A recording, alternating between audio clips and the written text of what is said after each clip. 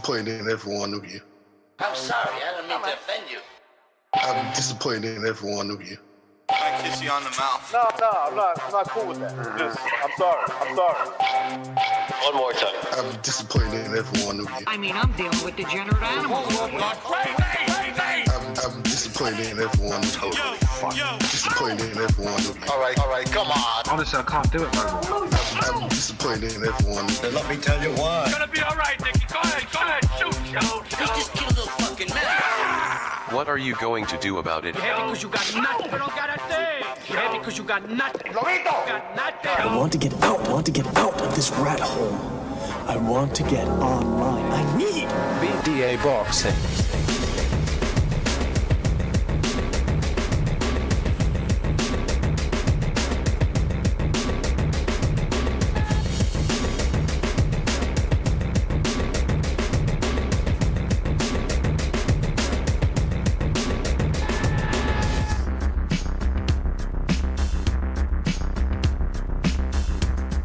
Alright, this is King Bucho. Welcome to BDA Boxing, the Boxing Debate Arena. We got a great show today because we're already going to start the celebration here. The celebration, that it's a celebration because we have a great fight, Lomachenko versus Devin Haney. We're going to start taking predictions. And as you can see, I have the prediction page ready. So when you guys call in, you can provide us with your prediction. I think the chat fucked up, so I need to restart this. Give me 2 seconds. Actually, priorities. Priorities is to get people in here. Oh, before we get to that, shout out to everybody in the chat. Joe, Rapax Trucking Company, Brown, Mexican, LL, So Passive. Who else? Paracua is here. Some rando guys. Welcome to the show. All right. I'm going to call BDA, and then I'm going to call Jimmy as well and get everybody in here. We're going to open up the phone lines pretty quickly. And good news, people, there is a second Renaissance show right after this. Second Renaissance right after this, so stay tuned for that. Mr. BDA will be hosting. So we got a lot of live streaming tonight. That's what we want. Entertainment. All right, let me just restart the chat. Is my sound okay? All right, let's see what's happening with the fucking chat. What's going on? All right. Not working.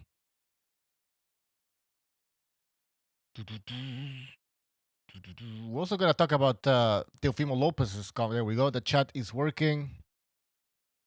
And yep, we got Jimmy. We have Gonzalo.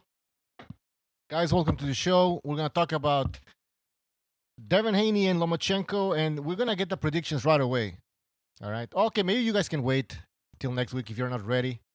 But we're going to take the predictions down. And if my sound is not okay, please let me know. Can wait till next week. No, BDA has feedback. All right. Let's start with what Teofimo Lopez has been saying. He's been saying that Devin Haney will not win against Vasily Lomachenko because he has no dog. All right. Oh, by the way, we have created, thanks to Mr. BDA's idea, he mentioned this on Discord, the DAWG-o-meter. So we have created the DAWG-o-meter. So we will place Haney and Lomachenko on the DAWG-o-meter later on. So you guys will let us know where they rank. It goes from 1 to 10. All right. You know, Pucho, it just goes to show you that here in this show, we ask the pertinent questions that go unasked. I mean, we ask, is Kell Brook a homosexual? Did Tank Davis shit on his toothbrush? And now we're asking, who's got that dog? And I think people are going to appreciate it. It should be on the tail of the tape. You know, before exactly. We're going to have to petition for that shit. All right, let's get to the panel. Oh, let me just read some of my notes here. Teofimo Lopez, I wrote, Teofimo Lopez said Haney is still high on that success of beating George Kambosos. But George Kambosos hasn't done nothing other than beat me. Is that true? Well, let's break that down. Who wants to go for Jimmy? Or Gonzalo? It's up to you, Gonzalo. You want to go? Go ahead. I'm still processing He's still Okay. processing. Yeah. Is All right, Kambosos yeah, a Buster is he Buster Douglas, basically? Oh yeah, I think he exposed himself at those fights, like because he can't think on his feet. I think he just caught lightning in the bottle. I think I put that as much on Teofimo just going out and shitting him down the front of himself, just completely like bought into the whole hype that he was just a killer. And what happened is you come off beating. I mean, but put yourself again. You got to think like he is, right? I mean, chaos. His whole life is chaos. His brain is chaos, and he's coming off what arguably was the most skilled, one of the most skilled, if not the most skilled fighter. And you got the W. You got your arm raised.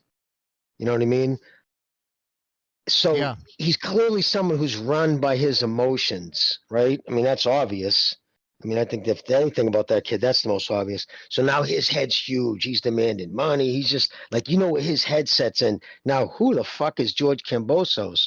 And what does he have to, all he has to do is just put Kambosos' name on Twitter back then, right? When it was named that was going to be his opponent. Remember everybody's response? Fuck is that dude? Yeah. What a joke. He went on to defend it. Remember in the beginning, he was like, "Oh man, this shit ain't that bad." And his father was saying he isn't that bad. Like when you have to start trying to tell people the guy you're gonna fight doesn't suck, you know what I mean? So everybody was like, "What the fuck are they paying that kind of money?" The fact that Bob only offered that much in the purse bid, meaning like he knows what that fight was worth.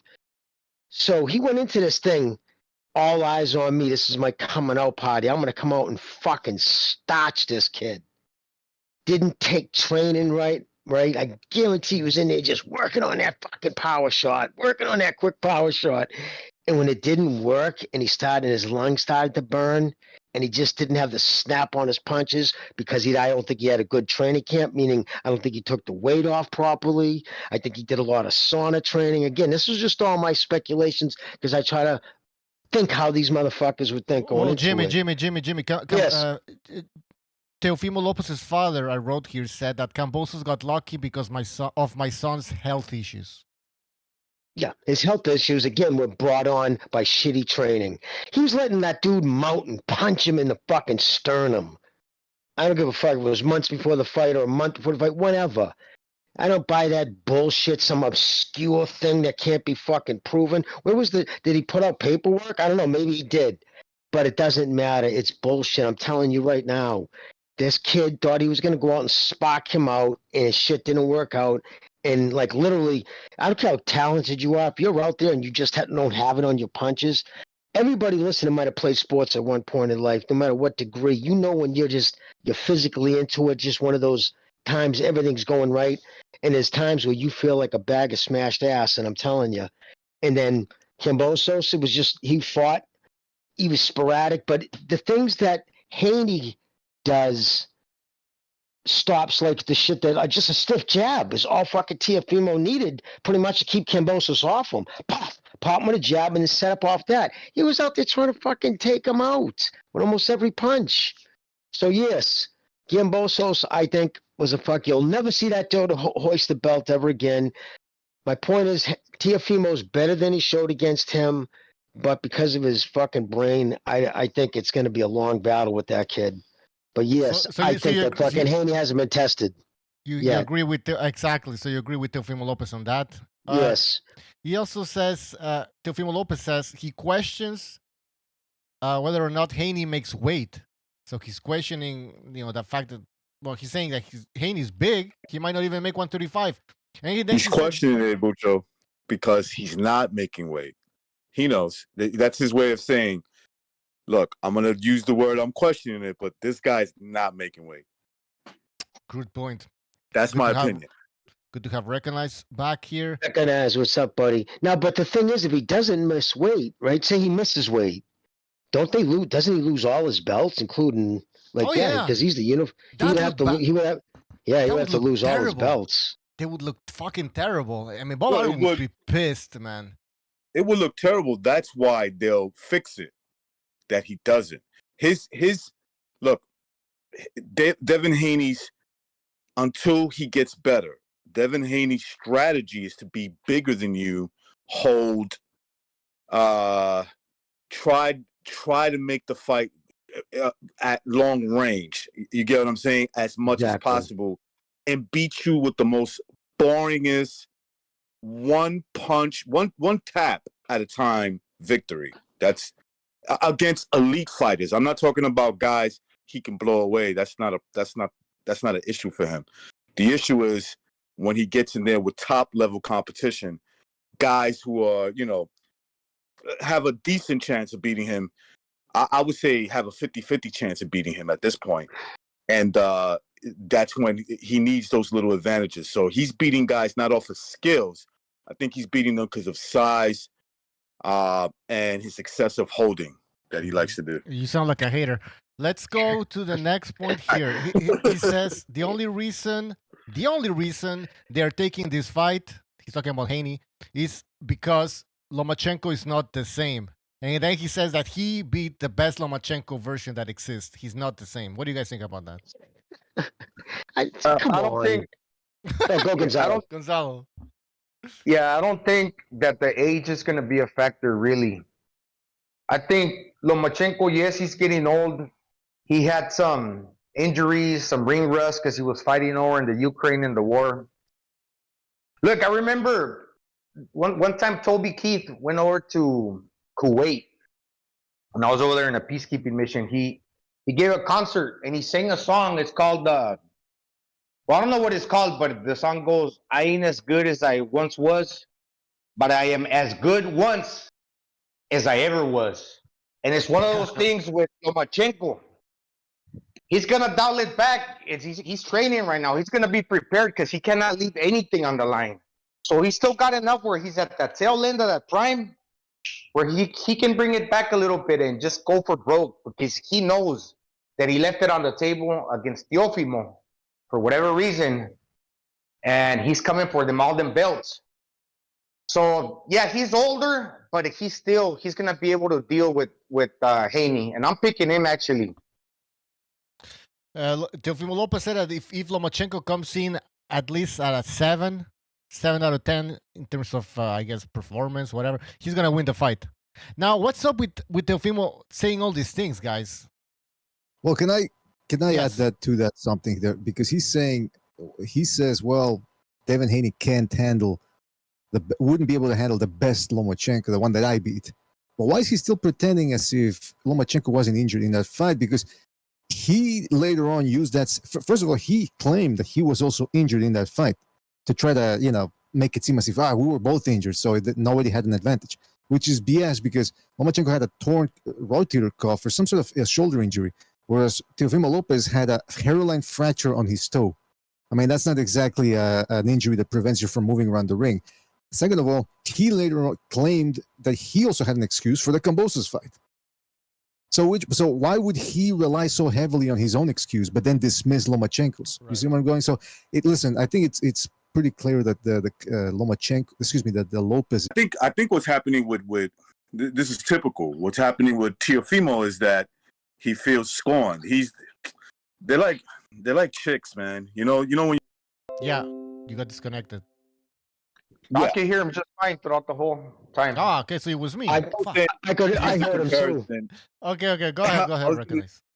I was gonna use a comparison with Teofimo of when you pay attention, when there's a lot of attention paid to one particular girl, and then the new girl comes around, whether she deserves it or not, in terms of her looks or maybe she's easy, who knows?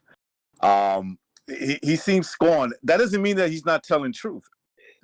Sometimes people hold the truth, and then when they feel like you're fucking them over and like you're looking past them, they feel scorned and they want to tell the truth. They want to say, listen, this is what's really going on. I think that's what he's doing. I think he's spewing some facts. Maybe he's adding a lot of his feelings into it as well. Oh, yeah. But I also think he's dropping a lot of truth bombs too.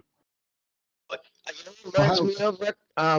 reminds me of, like that 37-year-old dude who wears his fucking high school Letterman jacket at a bar and he's like 37. In that one, by the time he's fucking 50, his fucking foot would have been shattered in 7 places. And but you know what I mean? That type of shit. But BD, you about to say something? Yeah, it's just look that the fact that they chose to make so many excuses after the Cambosos fight, and even going as far as saying we got robbed. That was a clear win for us. I mean, listen, it was a very competitive fight for both guys. You can't walk out of there with the face all mashed up and claim, well, we completely obliterated this guy. So we'll see. I mean, yeah, listen, the Lopez's, they've been doing a lot of talking. But I will say Teofimo Lopez Jr. got me back a little bit when he was able to speak his mind about Top Rank. And then people called him racist. And he stuck to his gun and said, fuck you, I'll say what I want. So that's that. He got me back a little bit with that. But yeah, man, listen, he's still riding off that Lomachenko win. And look, if he beats Josh Taylor, though, he'll be able to say, he'll be able to transition to a new trophy. He'll have a new trophy, something that he overcame. But for now, the Lomachenko fight, and it's going on 3 years now. So he better make something happen pronto. And to me, it just loses its bite when you didn't take the rematch. Everything after that was just bullshit. It was wire close. Come on. I gave it to him by 1 round. Loma took too many rounds out. But the thing is, Loma did have surgery within 48 hours of the fight ending. Clearly, it wasn't something he made up. You know what I mean? Oh, shit, I lost, man. Put me a surgery. You know what I mean? Shit didn't go down like that. So, fucking whatever. You know what I mean? He's got to say what he wants. It's so funny because he absolutely trounced him. Excuse making. And the first thing they did, too. Yeah, I know you're right. Gonzalo, you got anything on that? I think he's probably getting better, Teofimo, because he fought Loma. That style's difficult. And the Spaniard guy also. You know, that guy moved around a lot, and it was a close fight, but you can only learn from those type of fights. And he's moved up in weight, so that's going to benefit him. I've seen him doing some training with the grippers, and the guy's dedicated when it comes to working out. I mean, during the COVID... Can you imagine Gonzalo who beats Taylor? Can you imagine? Holy shit. That's a 50-50. That's a 50-50. The other guy's got his own problems. One last thing, he's kind of hit or miss, not just because of the mental or like the problems with the wifey and the father, but also because of that style. You know, he's leaping in and he relies too much on reflexes. But like I said, those 2 fights, if he betters his boxing ability and comes up with a good strategy, that's a 50-50 fight, man. All right, we have our first prediction, the Quags.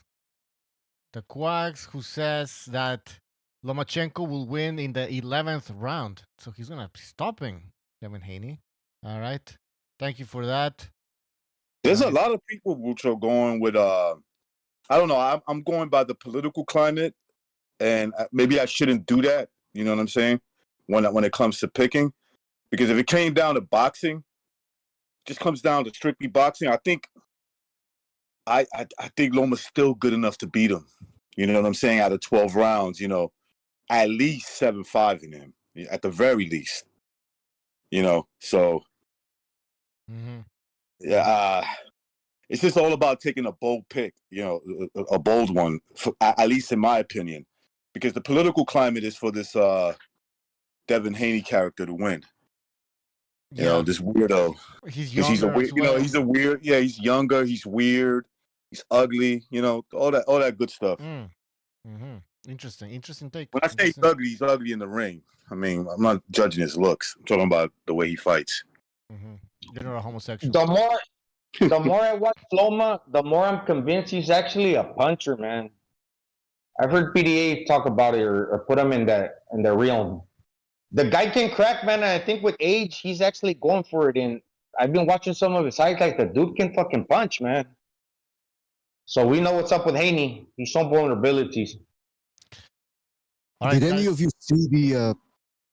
Just going to announce quickly that we have a second Renaissance show right after this. So the second Renaissance, I'm going to be posting the link in the chat. Don't miss it. BDA will be hosting.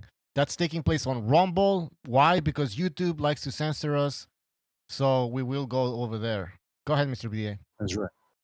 Yeah, did anyone see the Top Rank preview they did for Lomachenko versus Haney? Or Haney Lomachenko, rather.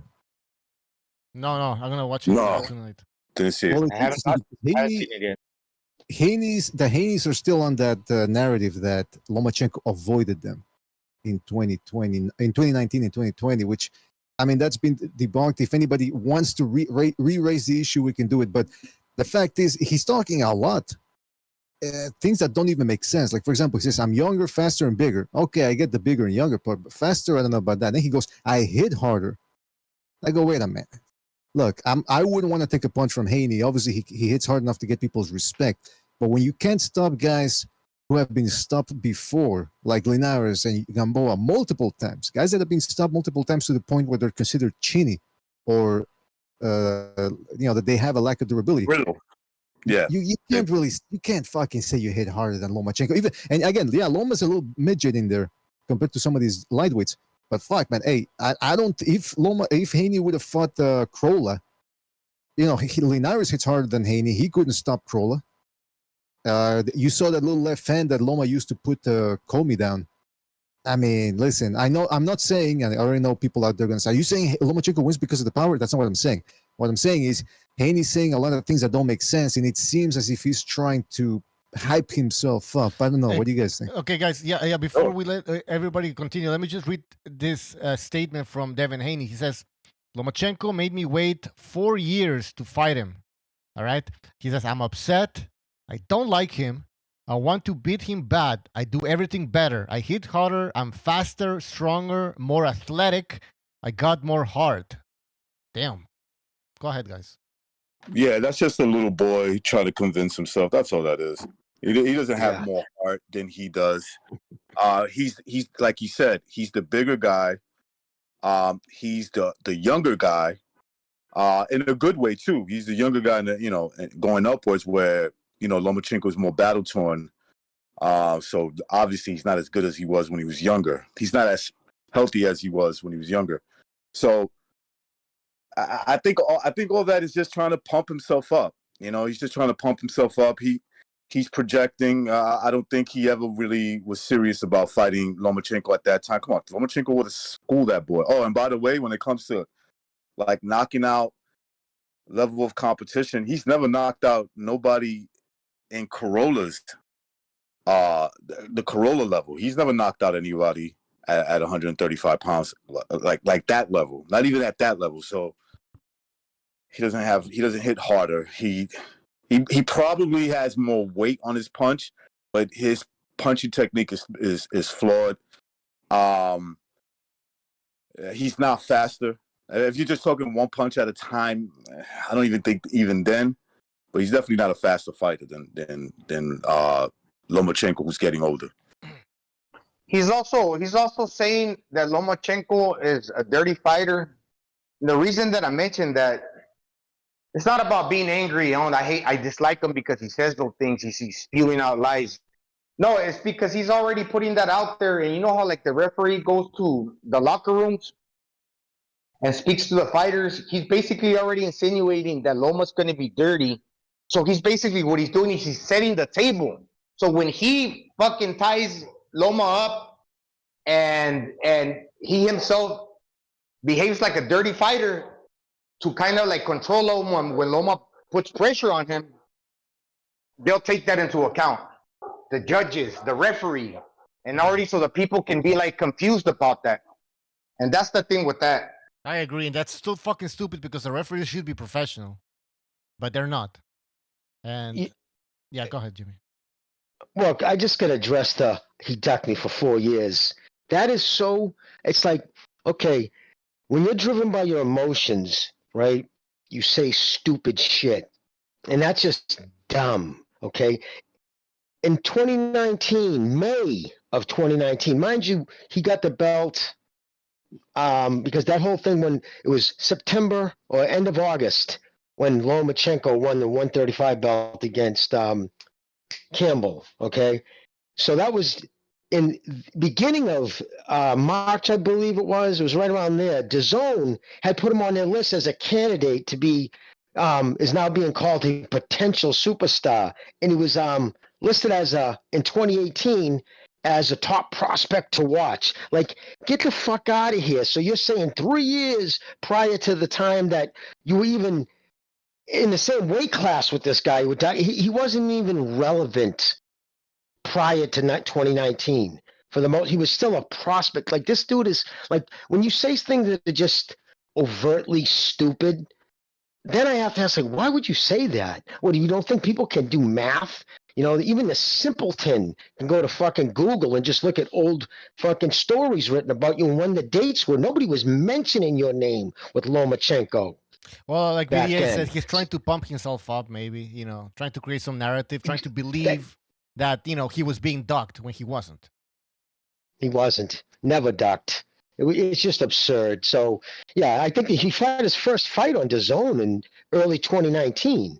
So I can't remember where he was fighting prior to that on cable or whatnot. So, I mean, it's ridiculous. He's It's a absurd. manufactured fighter, bro. He's just, they just put him in there with guys they know he could beat. They match him up nicely. There's a lot of truth to what Tank says about him. Tank is salty, I think, a little bit when it comes to him, but there is some truth behind it. He's really an opportunist, is what he is. He fights the okay, he's taking a risk with Lomachenko. I agree with that, but mark my words, he's gonna win a bullshit decision if he beats Lomachenko. Great point. Great point. He's not gonna win in aggressive fashion. He's not gonna do any of that shit. You know, I'm pretty confident of that. And if he does, I'll come back here and say, hey man, that was an impressive win. Mm-hmm. But he ain't gonna do that. He's gonna win a bullshit decision. I think he's just another corrupt fighter like Andre Ward, where he can do dirty shit and, you know, oh, I didn't see it. That's veteran tactics. He's a shitty boxer. That's it, man. That's all I gotta say about him. All right, membership renewal from Tyronello Rap Music Only. And he has a picture of, I think it's Canelo with like pink long hair. He looks gay. He says Lomachenko finna turn up that as the holy shit. Hold on, Loma finna turn it up as the new non-undisputed email champion. Even Canelo's abuelita said, ese Haney es un clinchazo cobarde que le gusta emails. So basically, Haney is a guy that I guess clinchazo that likes to clinch or something. Coward that likes emails. All right, thank you for that comment. Let's read a super chat as well. Bushido Key, thank you for your contribution. He says, Teo had 80% KO rating before fighting Lomachenko. Teo, or Teo, he's calling him, also knows how to do backflips and Fortnite dances. Lomachenko did not duck a guy that can do backflips. All right. So he agrees with Jimmy. Yeah, everybody agrees. I mean, most people agree, except Rare Breed, I believe, and other people that Lomachenko did not duck Teofimo Lopez. Doesn't make fucking sense. All right. He's fake, man. Also, the whole I'm a Muslim, pray to Allah. It sounds hollow. He's just setting the table, man. In his mind, he's convinced. He's convinced of what his father tells him. But the thing with that, man, this dude is trying to sell us like this thing, kind of like Deontay Wilder, like the whole Mike Tyson aura, or like this personality that supposedly captures the minds of the people. But it ain't working. People can see through his bullshit. In his mind, he's thinking that people, they follow and I convey that they see that I'm original, but really he's not. People understand that nowadays. Yeah, and sorry, Gonzalo, I thought you were done. Keep going. That's basically it, man. That's basically it. All right, well, I was going to add to that. Listen, with the whole fake thing, like you said, no, it comes across like that because he's got to manufacture anger. Like, why? Because think about it, right? Lomachenko never said anything about him. Never badmouthed, and it's just not how that kid is. It's not how he lives. So, you know what I mean? So he has to, like, make up lies about him. He's the one who went on that fucking racist's YouTube channel and said no white boy overbeat me. He had to paint himself with that. Like, nobody else did that. Lomachenko never, ever would have brought up his race to try to play games or even just badmouth him like that. That's not how Loma is. The worst thing I've ever heard Lomachenko say about anybody when he called Davis a Twitter champion. he does his talking on Twitter. That's about as bad as you're gonna get with him. So like for him, I don't like this guy because he ducked me. Like, no, he didn't duck you, dude. That's a lie. So you're basing your anger off a lie. So you're lying to yourself. That doesn't seem like I don't know, like a dude who's got his shit together. I don't know. Jimmy, doesn't sound confident. Is he being influenced by the LDBC or that type of group? Well, I don't know if he's influenced by him. I think he knows if he says or does a wrong thing. I think he knows if he respects Lomachenko, it might play nasty for him because, there's a whole side of the culture that fucking despises Lomachenko. They have since day one. So it's not like this is the Haney fight and they're just pulling for their guy. Listen, they've hated that fucking dude from day one. I mean, so it is what it is, and he knows he would. I mean, it's not like he would have said, "I'm not losing to a white boy," on like if you called any other show like boxing, like Fight Hub, right? Talking to Marcos or Steve Kim, like if he was talking on a 3 knockdown rule, you think he would have said that? Like, it's just stupid. He knew who was listening, and that's why he said it. So he was fucking playing to the lowest common denominator in an ugly fucking making it divisive. It's interesting to that point, Jimmy, is that I'm Your Leader has said that I think he grew up near or in the same town city that Haney grew up in. Now, Haney's father was a drug pusher. He was selling drugs to inner city kids and all that. Keep it out of the schools. I don't want any of their children. Like in The Godfather, he wasn't following that credo. And later he cleaned up his lifestyle, his father, and apparently he made some money. And that's the thing, though. I'm Your Leader says that Devin Haney grew up in a nice little neighborhood. So I'm gonna go ahead and assume that he didn't grow up near, like Tank Davis type environment where people are carrying guns and talking about, we got shooters. But let me just finish. So that's what I'm saying. So it seems like maybe my little theory is that when he's around that type of culture, he tries to play it up a little bit because maybe he thinks he's got to play that role to appeal to that demographic. I don't know. That's just my little theory. I believe that. This is when, if you're a dude that grew up in the ghetto and you got out of there, however you did, whether it was through, good, legitimate, hard work, and you got out of it that way. But if you get out of it as allegedly, right, as a drug pusher, like he did, he didn't teach his son anything. He didn't teach, I don't know if that's his only kid, but I'm just going to go with him. He didn't teach him anything about like, yo, listen, you did not grow up like me. I did what I did on the streets so that you wouldn't do the same thing. So don't try to be like me. Be yourself, be a boxer, and all that stuff. And obviously that wasn't something he taught him. He taught him to be maybe like him. Because I've seen Haney talk plenty of times and he comes off arrogant. He's got better pizzazz, he's more experienced, you know what I'm saying? But at the same time he comes off very arrogant and confrontational. Almost to a point where he doesn't know when to, to sense danger, and he's just bad parenting, and is leading up to this kid being, obviously, look, he's done well for himself as a fighter, but in terms of personality, it's a shitty one. It's a shitty one. He's trying to be Floyd Mayweather, and this dude's a funny man. He's not even close to Floyd Mayweather in no type of way. I'm not just talking about inside the ring. I'm talking about outside the ring too. He doesn't have any of that. They're different, and there's nothing wrong with being different. Is that good or bad? But don't talk like that. Be yourself. He came out on this podcast with some white dude, and I believe that guy is like a weightlifter, over 200 pounds. And it came up in the conversation. You see, this is how delusional, in my opinion, I think he is. It was brought up, hey, so how would you do against me or something like that along those lines in a street fight? And he's like, I'll knock you out. And for him not being a puncher like that, if a guy's coming to you over like 200 pounds, like even the dude was trying to tell him, dude, I'd run you over. And this guy was like so sure in himself that, look, trust me, I'm a boxer and like we're used to punching. You've never been hit by a guy like me. And I'm thinking to myself, nah, that wouldn't be the case, dude. Not in a street fight. The dude would tie you up, take you to the ground, and beat your ass. But that's how delusional he is. Yeah, good point. The guy is delusional. He needs to be humbled. Is that what you're saying, Gonzalo? He needs to be humbled. Yeah, boxers. I've seen that a lot. A lot of boxers who, get in street fights, and if they're not good wrestlers, because I'll tell you, if you don't have any wrestling background, because again, like you said, Gonzalo, once they tie you up, especially if the dude's over 200 pounds, all jacked up, it's gonna fucking twist you in knots. There's nothing you can do. Your punches are no different than any other dudes when you're on your back.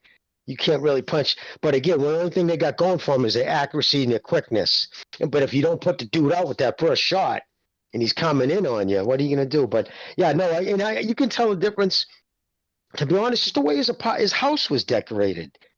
I'm just being honest. I mean, everything his garage was neat and clean and everything's just all put together. And then you look at fucking pictures from like Davis's house. Looks like a fucking tornado went off in there and shit. You know what I mean? It did. It was like, wow, holy shit, when he was setting off the pitches and shit. I'm not even talking about when he shit on his fucking daughter's toothbrush. But, man, fucking, like I think half the furniture was still in wrapping once when he sent out a pitch at it. I can't remember. Yeah, dude, it's just chaos. But, yeah, just a different kid. He was raised, you can tell he wasn't raised in that culture, you know what I mean? Like he wasn't, like you said, what'd you say? Get the gun, like Davis is always talking about. So was he trying to play into that? I think so. Just even tell by his diction and stuff, like he's just totally a different kid. It's a shame because he's got good hands, fast. He's gonna try to make the fight boring. I think that's the only thing he can do. Jab and hold it when possible. But yeah, I think Loma. I might as well say my prediction now. If you want, I got Lomachenko. I'm not 100% sure if he'll stop him, but because of the size, because again, Loma's going to be smaller in there without a doubt. He's a smaller guy. He's fighting in a weight class he doesn't even have to be. He could easily make 130, but he has to fight in a bigger class. If Haney was a smaller guy and they were fighting in 130, staying all things being equal, and they were in the same like physical matchups. Yeah, I bet you Loma stops him. But because of that length and size, it's going to be harder to get in. But yeah, he's I got Loma by decision. I'm pretty sure, but I'm not too sure if he'll stop him. But if he does stop him, it would be a combination of him being tired out from the pressure. Loma's going to have to bring it from the beginning, and it would be probably later rounds, 8 to 9, because I don't think it'd just be a straight fucking catch him with a shot early and put his lights out. It'd be more of a combination of being physically tired and getting fucking hit in the melon. But that's before the fight happens, I'll decide. But as of right now, I'll stick with just by decision. All right. You got Jimmy by Loma by decision. Hold on, just quickly. Scale Bender, Uncle P, thank you for that contribution. He says, hey, BDA, you see all the Haneys driving around Harlem in their big new Cadillacs? Steering wheel gesture. What is it? Is that a movie reference? BDA? Is BDA there? I'll let BDA read that because I don't get it. Write me down, Bicho, for a 12th round TKO for Loma. I'm not sure, but how many times is a person sure and it gets it on the mark? Wait, I'm just gonna say 12th round, and I'm thinking, look, I've been watching some clips. Devin Haney, when he throws that left hook, he slaps with it. And sometimes, since he's got kind of a long arms, and when he throws it, it's kind of wide, and it just doesn't land clean. And when he gets parried and blocked by the opponents that I watch him throw it against, he's there to be countered. Like, he freezes up a little bit. Not so quite like admiring the work, but just like when he throws it, he doesn't land it clean. Most of the time, some fighters have blocked it or parried that shot and caught him in response, countered him. So I'm thinking when he throws that hook, Loma catches him, like with the short left, and hurts him, and then just goes to town on him, changes that angle, and takes that wide angle. Because this dude's going to try to keep up with the feet. He's going to try to mirror what Loma does. Being the younger man, athletic, and fresher. He's going to try to, mirror what he does with the legs to keep Loma from taking that angle. But once he catches him with the short left, while Haney throws a slapping hook, Loma gonna parry and block that and get him. You're gonna get him with that, and yeah, I gotta come back because of Ryan Garcia win. So this is what I'm thinking. I gotta put some credibility back in my name, and I'm thinking this is how it's gonna play out. Loma 12 round TKO. Jesus, and 12th round. All right, I hope you get it right. That would be an amazing finish. Guys, we have some phone calls. Let's take some phone calls quickly here. 323, you're on the air. Bold prediction too, by the way, Gonzalo. I like it. I like it. I like to break down everything. Hey guys, what's up? Brother. Hey, what's Thanks. up, man? Hey, hey, listen, I rewatched the Joseph Diaz and Haney fight again.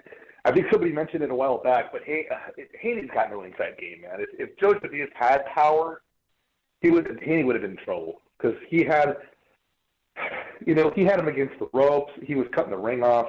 He was getting inside, and Joseph Diaz is a little guy with no power, and he ended up getting tired and getting tagged up a bit. So. Yeah, I don't know, man. I'm gonna go with Loma on this one, just because Loma has better inside game. Obviously, he can work the inside.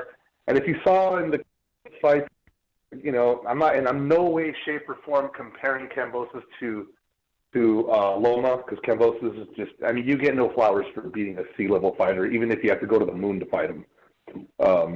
So he was avoiding getting in on the inside with Kambosos. He did a good job of neutralizing.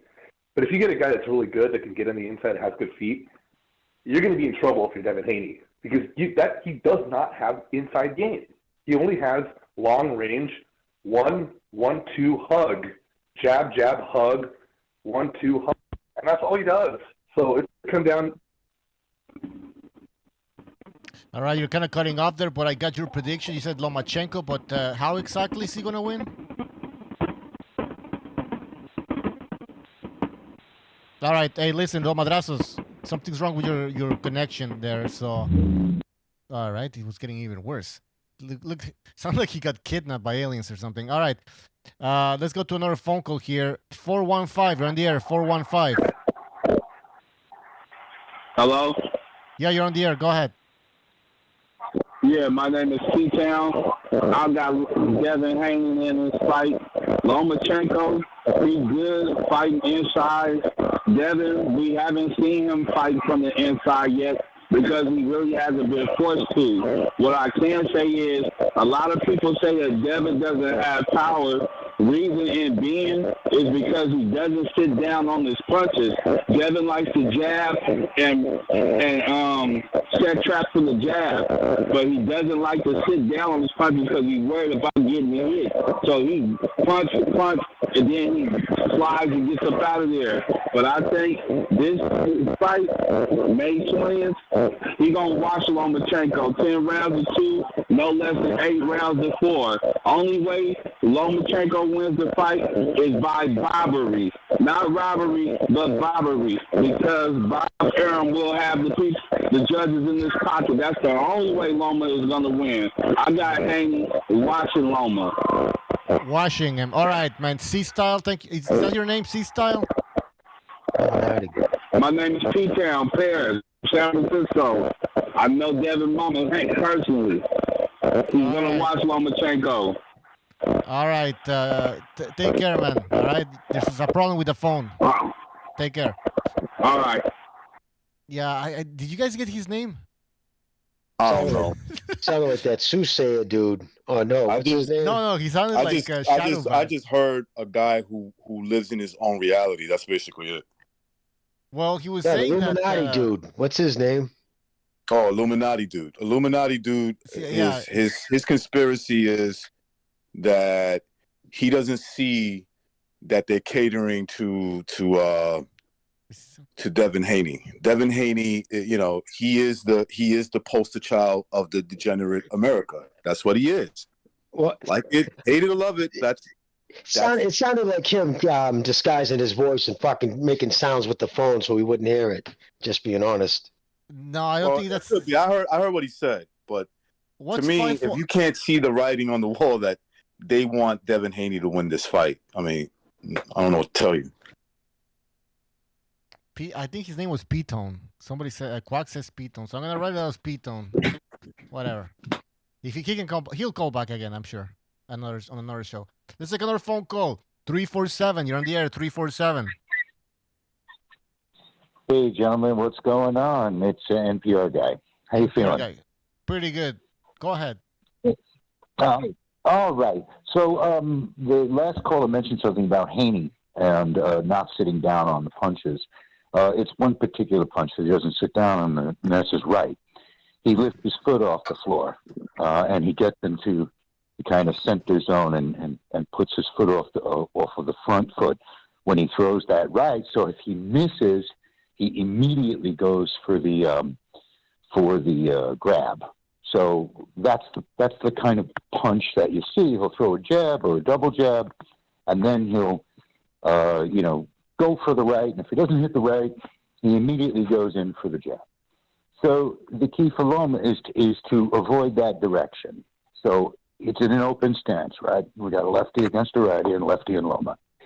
And Haney has to establish his foot on the outside.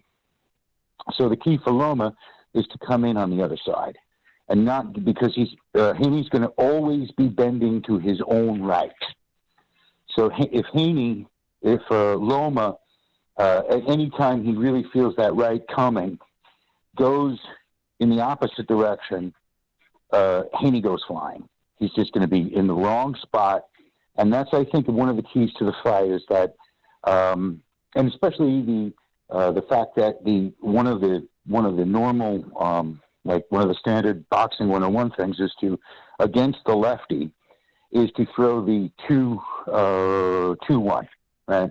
Well, I've never seen him do that. I've never seen him lead with a right before. And if he doesn't do that, that's not going to happen. His jab is going to be very, very ineffective. Now, he's going to have all the factors of youth, the amount of physical bullying. He does know how to make things look good. He does know how to take time and use the clock very effectively. But I do not see him doing anything special in this fight. I think if he does anything, it's going to be worse than the George Kambosos, like 1-2 grabbing. But I do not see him being effective other than that. And yes, I think that Haney is the favorite in this. Anyway, gentlemen, take care. All right, thanks for calling in. Call back again next time. All right, so he says Haney's the favorite. I didn't get his prediction. We'll get his prediction next time. Let's take another phone call. 323, you're on the air, 323. Hey, what's up, you guys? I got cut off earlier, but like I said, I was watching the Kambosos and Haney fight again, and just about the inside game. Like, Haney doesn't really have inside game, but do you know who the ref is going to be? Because I heard there was a little controversy on what side got to pick the ref. If Haney gets his way and has a ref that he wants, then we're going to see a whole lot of holding. And I think that was one of the big. It was contingent upon who was going to ref. I think part of the deal was choosing a ref, and I think Loma's team wanted to pick the ref that doesn't allow excessive clinching and holding. Do you guys know of anything? Nope, I don't know yet. If anybody knows, let me know in the chat. Somebody says Kenny Bayless, but I think they're just joking. I don't know. It's going to be a fact. It's always a factor these days. The referee is very important. That's just my opinion. It's important, especially with Haney fights or with people that like to hold a lot, because that's part of the strategy is 1-2, 1-2 hold, 1-1 hold, and if Loma could catch him when he's coming in for a hug, then maybe that should be part of the strategy to and part of his training is to counter a potential hug, because that's what's going to happen. He's going to get tired. He's going to have to fight out of those hugs, and you're going to see a lot of hugs, man. Because if he did it with a C-level fighter like Kambosos, he's going to do it to this guy. Why would you excessively hug Kambosos unless you know you had inside game? He doesn't have inside fundamentals. He's playing it safe. He's playing it He's very safe. predictable. And Yeah, he's playing it safe. what was that? He's just playing it safe. Yeah, I mean, totally. I mean, he doesn't have any power. We all know that. You can't use the man strength argument because then Ryan Garcia would have been knocking guys out until now. They're both the same age. You know, Ryan has power. He doesn't have fundamentals, but he has power. Haney has the basic 1-2 fundamentals, but you know, as far as comparing him to Floyd, that's just, I mean, that's stupid. It's not even premature. It's just dumb. It's never going to happen. But I have Loma winning this fight by decision. I have Loma winning by decision based on the refs. If we have a bullshit ref that doesn't call and deduct points for excessive holding, then we're probably going to see Haney take the fight. Hopefully, Thomas Taylor gets the assignment. The dude that ref the Ryan Garcia fight versus Tank, he's been on a roll. He's pretty good. Everybody else is fucked up. Well, they used to, I don't know if things have changed, Gonzalo, but I'm sure you might remember this from back in the day. For the longest time in boxing, they wouldn't announce the referee until the night of the fight because it'd be, especially back in the day when the mob was involved, it'd be too easy because they don't want you to know. Because it's like if there's a criminal element or people who want to bribe, if you know a month out who the ref is. So I know back in the day they wouldn't do that for that purpose. Whether that's still in the game, I just don't know of anybody who's ever. That's why I would ever. Have you guys ever heard of somebody announcing the ref prior? No, that's exactly no. Hey, Jimmy, and Haney has no bearing on whether one or the other, what ref gets selected, or does it? Can he pick and choose? No. They can make suggestions. It's usually the champion, which would be in his court. He could, but it's at the end of the day, it's up to the the state commission. You know, you can request, like it. You know, obviously Floyd always got Bayless, but no, it's supposed to be strictly up to the state. In whatever state it is, and the bigger the fighter, the more importance of it. They like to put their best, what they consider their best ref. But I know in certain, they can ask. I don't know, but I don't believe they can demand, like, this is the guy we want. I know people have threatened to pull out of fights if they didn't change the ref, but you'd have to show just cause, or like you got to make a request. You can't just, make it a part of your demand anyways. But I'll try to find out more about that. Yes, go ahead. Well, you guys, that's what it's going to come down to, and hopefully we get a good ref in there that can deduct points for excessive holding. Because if that's the case, then we've got a new undisputed champion. All right, I got your prediction down. Take care. Call back again next time. See ya. Take care, guys. Bye. All right, let's take another phone call here. 972. You're on the air. 972. Holy shit. Go ahead. What's going on, fellas? What's up, man? What's your prediction? Man, just thought I'd call in and give you guys my predictions. Just shoot the shit for a second. All right, go ahead.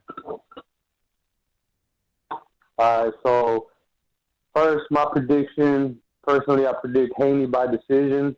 And I had a question for the panel as well. All right, what is it? Are we at an overall consensus that George Kambosos is a C-level fighter?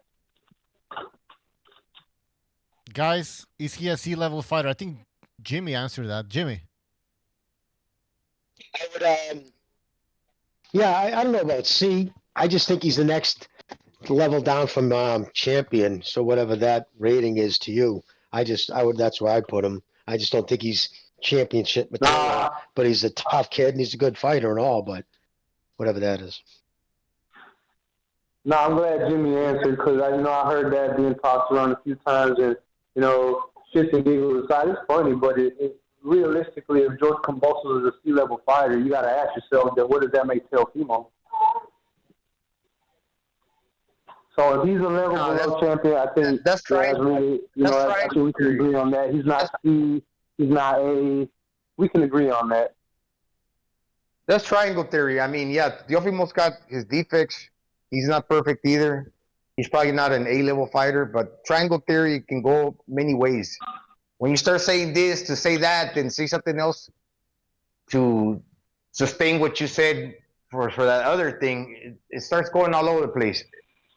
In my opinion. You're right, Gonzalo. That's why I wanted to ask, though, because I would have been shocked if the panel said, yeah, we all believe that's the case. But I figured, that wasn't the case. I mean, I thought Kambosos was better because he often got called to spar with Manny Pacquiao, the great Manny Pacquiao. He got quick hands. He was undefeated, but largely untested. And looking back, Teofimo had been dropped in sparring and in another fight, like in his debut in the first round. And the dude came guns blazing. He got caught. Then he rallied back, almost took Kambosos out in the 10th round. Hey, what can I say? He's all right, but maybe not a C-level fighter, but maybe a B minus. We can agree on that. And before I go, can I say two more things, man? Yeah. First being about Teofimo, I have to agree with Jimmy. Mentally, he's not there, man. He's already got enough going on in the ring now. He's dealing with baby mama issues outside of the ring. That'll stress anybody out. That'll give anybody a hard time. So imagine trying to fight on the world level. Meanwhile, you got that going on at home. That's a lot, man. And also, I do feel that it's a bit of jealousy thrown in there because, for example, if I'm Teofimo and Gonzalo is Shakur, Shakur is still climbing. He just looked good against, the Japanese guy. He looked good. He was supposed to do that, but he looked good as opposed to myself. I just came off a controversial win over Sandor Martin.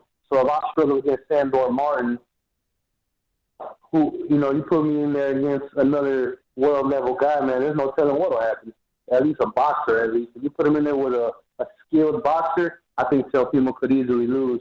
Because, like somebody said earlier, he had a lot of success counter-punching and sometimes leaping in, but like in the Magdaleno fight, it looked like a different fighter as opposed to when he fought Martin. Interesting point.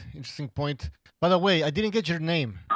Texas Bulldog. Oh, you're Texas Bulldog. All right. Hold on. And your prediction again? One more thing.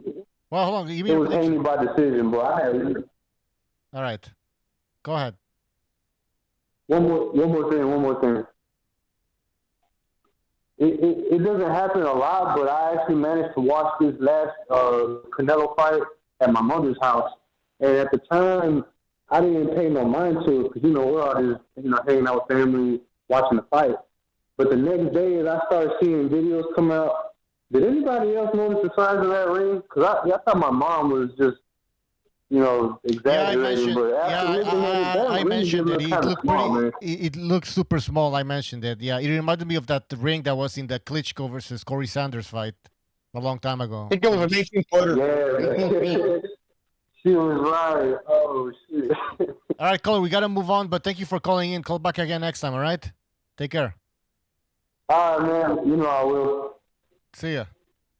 Let's read a super chat from Bushido Kai. He says, they say Lomachenko is going to cheat because Haney plans on holding Lomachenko on the inside, and Lomachenko has a bag of tricks to get out of clinches that they're afraid of.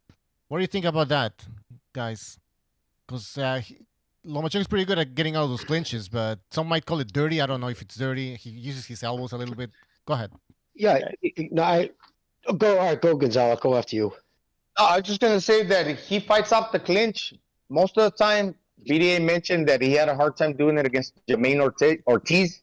He's kind of similar size to Haney, so we'll see what happens with that. But for the most part, I think he fights well off the clinch. Yeah, and I think he pulls hard, and I do believe that he'll be able to, he has the strength to pull his arms free, and see, I think when he goes in for the clinch, that's important. That's the ideal time to go for the body. When you get your arms out, if he gets, say, catch him with a couple of shots, and Haney does his and wants to just reach out and grab, That's when he's got to just come down with that fucking right to the liver. I mean, not his right hand, but his left hand. Just, you know what I mean? Pop right straight to the liver. Keep going for that every time he grabs. Like, get it, make him know he has to.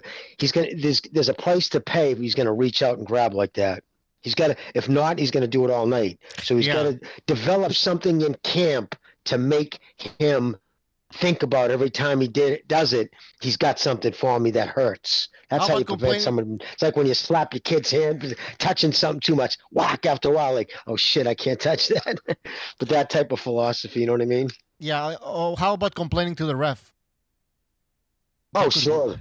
Any good corner will do that, especially if they think they can melt the mind of the ref. The corner will start screaming at him because we're human, and you have somebody complain enough to you, between rounds, subconsciously you start looking for what they're yelling at you about. You know what I mean? So right from the first round, fucking what the fuck, he's rabbit punching him, he's doing this, so you plant that seed. So anything even questionable behind the left part of the ear, or behind the ear, you get him. Like, my grandfather, he'd start doing that even if the ref was perfect. There was refs down the line would say, Lenny, shut up, I know you. Oh yeah, because he knows tactics. He'd start screaming at him about something even though it wasn't even happening, just in case it did, get it in his head. But that's what good corners do. Yeah, good point there, Jimmy. Experience. Oh shit, let's go to a phone call because they're piling up, man. 530, you're on there. 530, go ahead. Salute, my Don. What's up? Can you hear me? Yes, please go ahead. Me, the Don.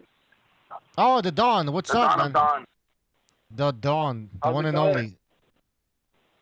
Yeah. Hey, so what are we doing? Predictions for the fight here? Yeah, man. And just give us your thoughts about the fight. All right. Yeah. All right. Here we go. So I feel like Lomachenko, everybody's talking about how hard it is gonna get inside, and Devin Haney is gonna hold, and I have a different idea. I have Lomachenko for one winning the fight, and I have him, I don't know, maybe winning a decision on Devin Haney because of outworking him. And the reason that I have this is because Lomachenko definitely knows how to work the angles. There's a reason that they call him the Matrix. And he hasn't been prone to being held since the Salido fight. And another thing, too, Devin Haney has a real lazy jab. And it's, for being such a, how can I say this? Like disciplined fighter in a way, So the thing is, he shoots it from the hip, and he brings his hand down all the time. He has this way of just being real lazy with it and throwing it out there, and doesn't have anything behind it. And if he has a lazy jab with Lomachenko, I think Lomachenko is going to expose it. And two, I don't think he has the power to intimidate Lomachenko, because Lomachenko's been in there with heavier punchers than Devin, and he's been able to get inside and actually make people quit on the stool, as we all know. That's why they call him Lomachenko, right?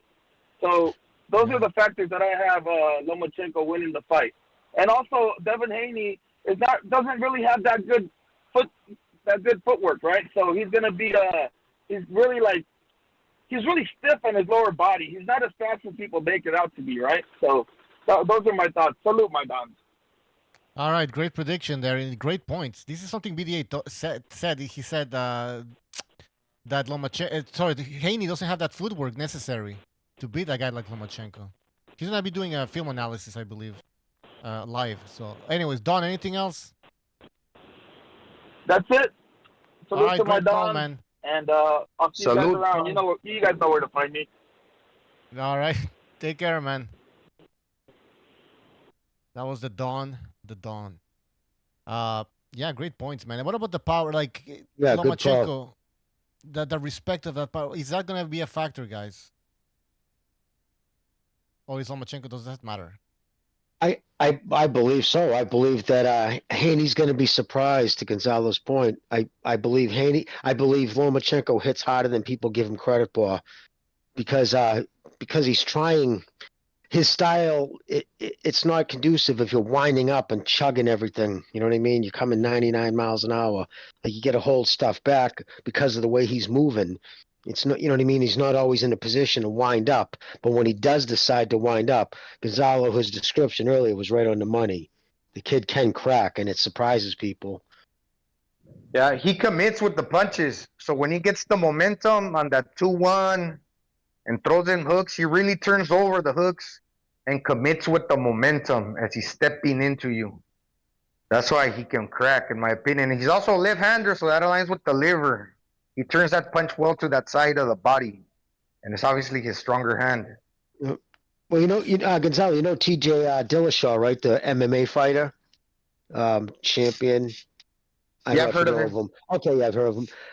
There was a video out when he went and sparred with him for a few days, getting ready for a fight, and he wanted to spar Lomachenko. And Dillashaw is known in the MMA area, I guess, for, again, this is what I heard. Some guys might, oh, Parker, you don't know what you're talking about. I don't know what I'm talking about. It's only what I heard or read, but he's good at boxing inside the gym. And he was just said he was in awe. Like he just could not believe, first off, how hard he hit and how good his feet were. And just, he was in awe of him, how good of a boxer he is. So, and he's a world-class athlete, wrestler anyways, too. But, yeah, no, he can hit for a little guy. No doubt about that. Guys, in the chat, hit the like, hit the like, please. That's going to help the show. If you like the show, please hit the like button. And remember, we will have a second Renaissance show right after this. So check it out. The link is in the description. The link is in the chat. It's a live stream where we talk about everything and anything. Paranormal, politics, you name it. So check it out. It's only on Rumble because YouTube likes to censor people. All right, guys, let's take another phone call because we got to move on with the phone calls here. 919, you're on the air. 919. Yo, what's going on, BDA? It's Bucho. Go ahead. Oh, Bucho, what's going on? So, I think they're just overhyping this fight, to be honest with you, because I don't think Lomachenko has a chance in this fight. Oh. Obviously Haney has the experience. Loma's already lost 2 times.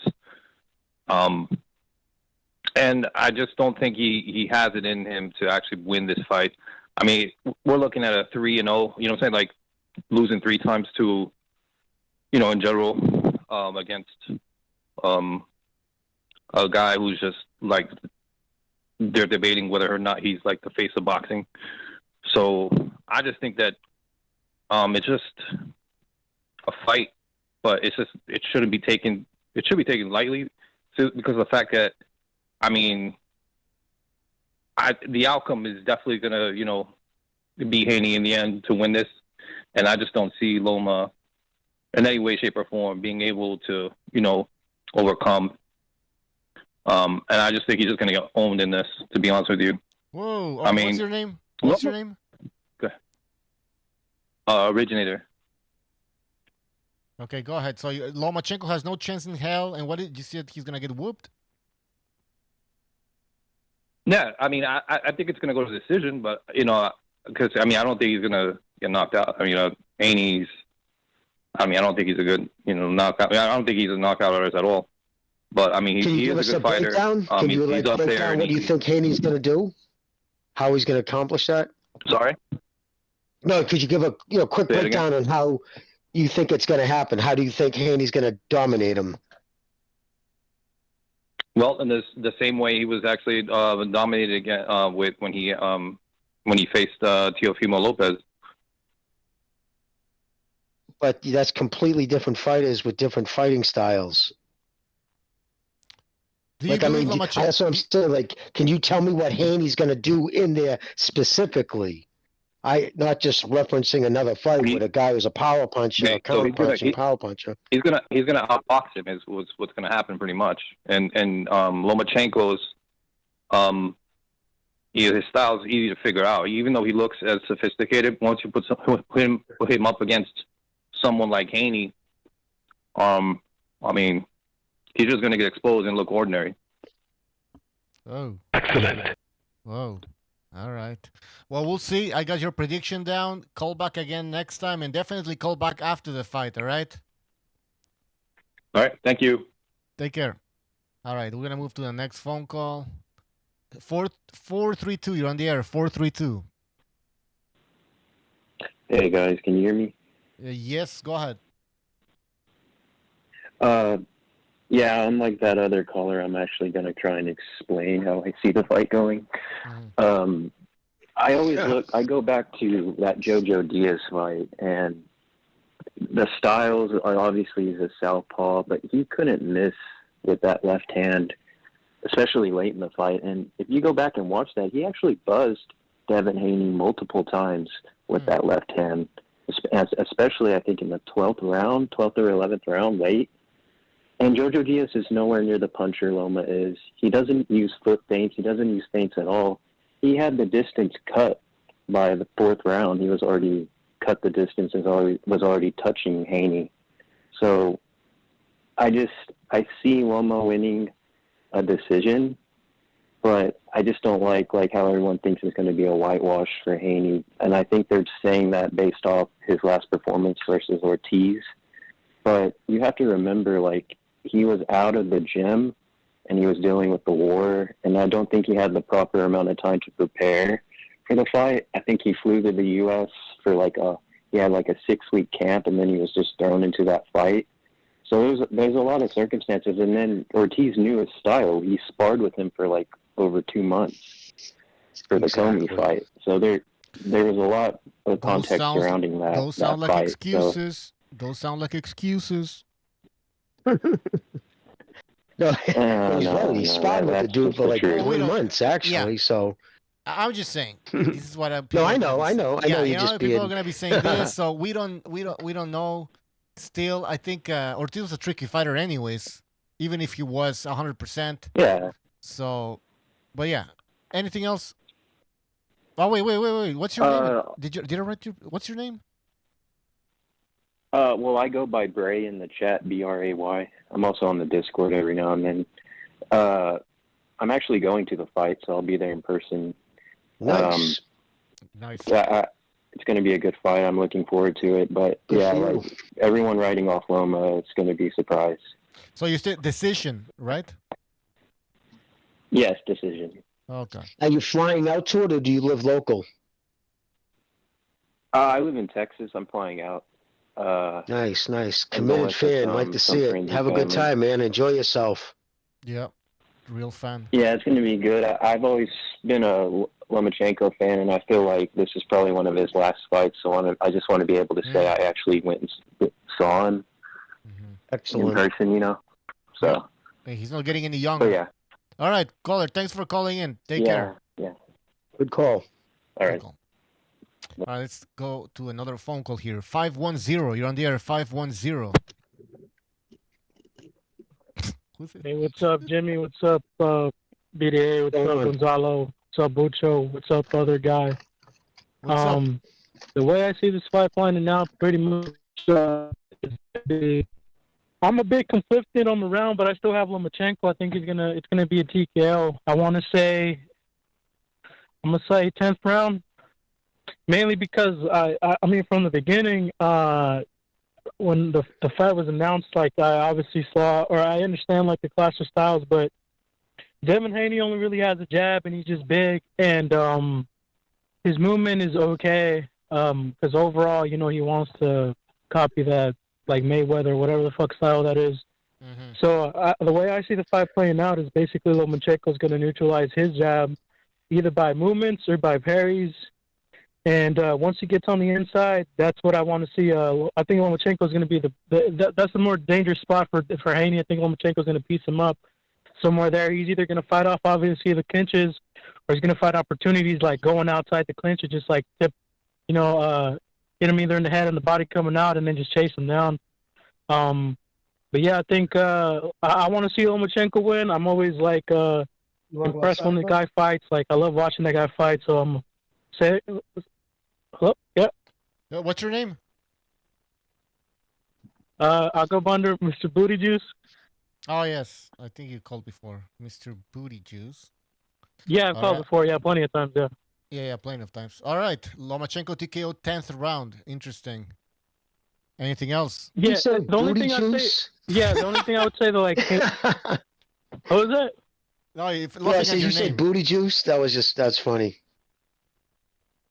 Yeah, that's, yeah, that's fine. I go on to explain it, but I don't know how graphic I can be because a lot of people take it the wrong way and whatever, man. But but yeah, the only thing I want to say that, like, I think obviously, if Devin Haney has a money shot, I've always appreciated his like jab and then cross. Like he's pretty clean with that. Usually comes out. I'd say it's like his most accurate like little combination he has that hurts people or like damages in some way. But for sure, like Lomachenko, because I think Devin Haney's strategy, like on top of, he's banking obviously on his weight, right? So he's going to use that as a buffer to minimize, just it's an obvious advantage, right? But I think what he'll want to do, and what Lomachenko should look out for, just like him not clinching him early on, because maybe he's trying to drain him in some way, just to have him just constantly on him, constantly grabbing him, and him being the bigger dude. If you're a smaller guy, when certain people do that, it might be a bit it might not mean, or it might not look as much as a thing, but for sure when you have a bigger guy on you and he just grabs you, even like if people that do wrestling, like you have the guy on you for a bit, and you're trying to fight him off, that sort of shit drains you. It kind of adds up. So I'm pretty sure that's a strategy. Because other than that, I mean, Haley's talented, but I don't think he'll ever get out of that style. But it is what it is. But yeah, man, hopefully it's a good fight. I'm for sure gonna watch it. And yeah, that's pretty much all I got to say. So all right, good call. Good point. Good point about weighing him out. Like, laying on his shoulders. It's true. All right, for sure, because like little things like that, they for sure add up. At least I've experienced that even in a minimal way, and it's like you just don't want to be there. You either want to obviously get away from the situation entirely or fight it off. But like I said, Lomachenko has all the advantages: better shot selection, better speed, etc. Anyways, yeah, that's it. All right. Mr. Booty Juice Boxing, yeah, he also, I noticed Haney got a good little lead left uppercut. It's quite nifty, and for some reason, it lands all the time. Might not hurt you, but it's a scoring punch. Yeah. All right. Uppercut. Yeah, for sure. Yeah, that one too. Yeah. Although I would say the jab. No, go ahead. Sorry. I'll say later. Later? What? No, go ahead. Yeah. We gotta move on. Last comment. He was saying bye to you. That's I'll all say he bye was saying later. Oh no, for sure. No, but yeah, I was just gonna say I think that's like his second best punch, the uppercut, because he does also land. I forgot against who, but it landed like at least 7 times or 6 times. But yeah, man, take it easy. I don't want to hold it to you guys. So all yeah, right. for sure. Thanks All for right. calling. See ya. Good call, Mr. Booty Juice. 832. Yeah. You're on the air. 832. I love the name. Yeah. Wait, y'all can hear me? Yeah, go ahead. Okay. Yeah, this is the straight G2. My prediction. I got Lomachenko by majority decision. Lomachenko majority. Okay. Yeah, majority, because I think Devin Haney's style is tailor made for Lomachenko. I mean, the only thing Devin Haney has going for himself is he has a nice jab, and he does have a nice one too. But I think after a couple rounds, I would say after like 3 to 6 rounds, I think Lomachenko starts to just dominate him, like he did Nakatani. I don't, and plus, yes, so I heard a caller earlier said that we haven't seen the best. We haven't seen Devin Haney fight on the inside because nobody has forced him to, right? But he always clinches. Somebody who always clinches, does that strike you as somebody who's willing to fight on the inside? I'm just saying. Exactly. Unless there's something we don't know about Haney that we haven't seen. I don't think he has inside game. That's true. Yeah, and I think if Devin Haney does somehow win, which I already said my prediction is Lomachenko wins, but if he does, he's gonna have to have a lenient referee and maybe I'll point somehow, but I definitely got Lomachenko. All right, got your prediction down. Thanks for calling in. All right, take care. All right, 6. See ya. Another phone call, 631. You're on the air, 631. Oh, you guys can hear me? Yes, sir. Go ahead. All right, cool. So, prediction for the fight. Been thinking about it for a while, so I'll probably say Lomachenko by a close decision, probably like a 7-5 type scenario, maybe 8-4 if the back half is like particularly bad for Devin. I'm not gonna go with Lomachenko by knockout because I think Devin Haney is just one of those fighters that's very good at surviving the fight if it gets real bad, like he kind of did in those last 2 rounds against Linares when he was almost out on his feet. But to be honest, I don't really see him winning this. I've seen people say like, he's a big dude, he's going to use his size, but not really an imposing guy to use his size.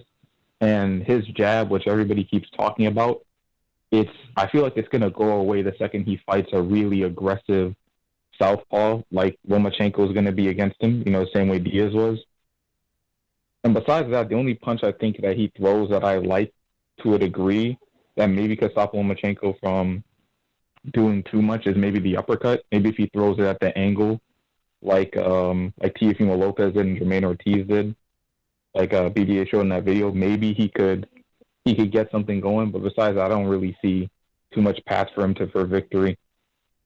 I think that's about it, to be honest. What's your name? Oh, yeah. Oh, also, I don't know about his dad. Oh, hold on. I don't know about his dad. Does anyone, know if his dad, anyone who listens to, corners here, does his dad give, sound information? Because I don't really remember any of that going on for, any of his fights. Who's that? I think Devin, they write everything down. They do, a good game plan, where they watch film, they write everything down, and he comes up, with a pretty good, solid game plan. At least from what I've noticed. Because the dude's kind of like a schizo, man. Oh, okay. The dad. He's preoccupied about everything. That's great. So, he's all right.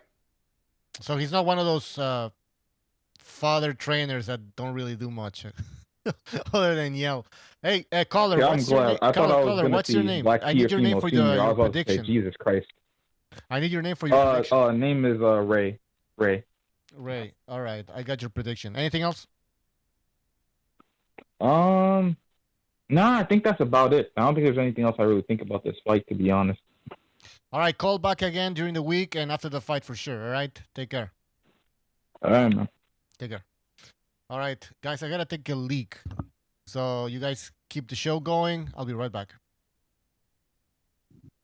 I was thinking also, as a caller was speaking, if Haney survives, because everything the caller said, Loma can get a knockdown or 2, and that could also help him with the judges. So it's like a close fight, which we think that, obviously since Haney's most likely the A side and he's American, he's going to get the benefit of the doubt. But Loma getting a couple knockdowns would widen that, where it could turn in his favor. I agree. And somebody said in one of the first calls, or it might have been even recognized when he said the culture. It's like, yeah, no, it's true. I mean, I hope we don't have woke judges. You know what I mean? It's just, that would suck with with the atmosphere right now. Let's be honest. Look what after Wilder out, Fury knocked Wilder out. A reporter actually wrote in this in today's political atmosphere or whatever, is it even a good idea? Is it all right to have a white man knock out a black man on television? Well, it was something along those lines, and I just can't even believe they went there. And it got a lot of traction. Like a lot of people saying agreed with it, and it sucks that I can't even believe after all these years following the sport, this is even a part of it now. I just hope people would just look at the fight completely as 2 athletes fighting each other, and that doesn't enter in any way, shape, or form, because that'd be sad beyond a doubt. What do you say, bro? Yeah, the left is winning, man. The devil is winning. You're twisting everything. What's supposed to be right is perceived as like really wrong now, and it's kind of the line it's kind of blurred. Exactly, So yeah, brother. definitely, man. Hey guys, At this point, go ahead. Finish your point, and I'll go in. I'd say at this point, Haney's probably the faster guy, but Loma doing the training that he's characterized for, like preparing like mentally, like with all them agility puzzles or whatever, he's gonna be right up there with them. Hey guys, that's all. I gotta turn on the TV for my son. All right. Well, I was gonna say the odds here that I'm looking at, Bet365. They have Devin Haney as almost 3-1 favorite. But looking at the predictions so far that we're getting and looking at the comments in the chat, it seems like Lomachenko is the favorite. So what's going on here? What's going on? Is this channel biased? Vegas has Loma a 3-1 underdog? No, favorite. Oh, Loma favorite. No. So, they have Devin Haney 3-1 favorite. Yeah, that's what I mean. So I just used underdog. I said Loma's a 3-1 underdog. I didn't hear you. Sorry. Yeah. Yeah, no, that's. I don't know the fuck how they got to that point. Again, like Rick and I said, does the culture have anything to do with it? The atmosphere, the political atmosphere. Jimmy, people just don't want to. What's that, brother? Las Vegas is not in there to lose money. Do they know something we don't? No, I don't know how they could even 3-1. Wow, that's just. Well, 275. 275. Almost. Yeah, no, I don't see how, but that's odd. Really? I'm surprised it's that far. Yeah, I don't know. I don't think I don't see what they're seeing. I just don't see. I don't see what they see, unless you're just believing the press. Like I look back, like look at what he did against Diaz. Like use not the triangle theory, but against Southpaw, he wasn't comfortable. He's clearly more comfortable against orthodox fighters. He even showed that when he fought Gambosos. I thought Gambosos did his best work in the second fight when he turned Southpaw, and he just gave up on it. He mustn't have felt comfortable in doing it himself, but. Diaz was touching him all night with that left hand, and like the caller said earlier, Diaz doesn't punch. And footwork, look at just the speed of footwork. I would imagine they have to be. They just either underrating Jermaine Ortiz, and they really think coming off that performance he looks vulnerable, which I don't see. Again, personally, I don't know. That seems odd, especially when most predictions people are going the other way. What's that? No, you got it. Maybe that's it. They're really focusing a lot on this fight, on Lomachenko's last fight, and they're making a whole assessment based on that. You know, like, good point. Let's take a phone call here. 661. You're on the air. 661. What's up, Bucho? So I got Haney by decision. He's too strong for Loma. I mean, not too strong. He's too big for Loma. He has too much of a reach advantage. He's gonna use his tactics that he does, clinching, and his God is stronger. His God is greater. Alhamdulillah, inshallah. His God, the Prophet Muhammad, is the last one. Loma's coming off like a coward with all this prayer stuff and the church and all this. We know that Jesus doesn't exist. The Bible is a falsely translated book that's been plagiarized, is the word, from the Egyptian scripts. Jesus is a false prophet, and it's not going to help Loma. Haney by decision. And I'm going to say split decision. Split decision. Devin Haney, all right. And he hung up. There you go. And he says Haney's too big and he believes in the one true God, Allah. So I'm going to write believes in Allah. Interesting. Oh, the Abraham religions, I mean, they're pretty much the same thing contextually wise. I mean, both Abrahamic religions. So I don't know how one can be fake and the other one's legit. Now, let's be honest. Christianity is better than Islam. Some are pagan. You still get any calls left? We got 3 calls here. We got 3 calls here. Oh, let's go through the calls. 202, you're on the air. 202. Hello? You're on the air. Hey, yeah. So I don't know what that guy was talking about, but I think as far as first of all, I got Loma winning, but I think as far as why everybody has Loma as an underdog is because they're literally going off of the last two fights by Haney, and it's funny because people fail to realize one, Loma gave up. I think he gave up $1 million just to fight Haney. He gave Haney an extra $1 million out of his purse to fight him. That's confidence right there. So I know he must think he can beat him, but he's just giving him money to beat him. And two, excellent point. If you watch both of the Camboza's fights, if Haney was good or people fear Haney the way they think they do, he would have stopped Camboza in one of those fights because Camboza was levels below Haney. So I think Loma literally is going in with the utmost confidence. He's not saying too much about nothing. He's letting Haney do all the talking. You've heard nothing from Loma's camp.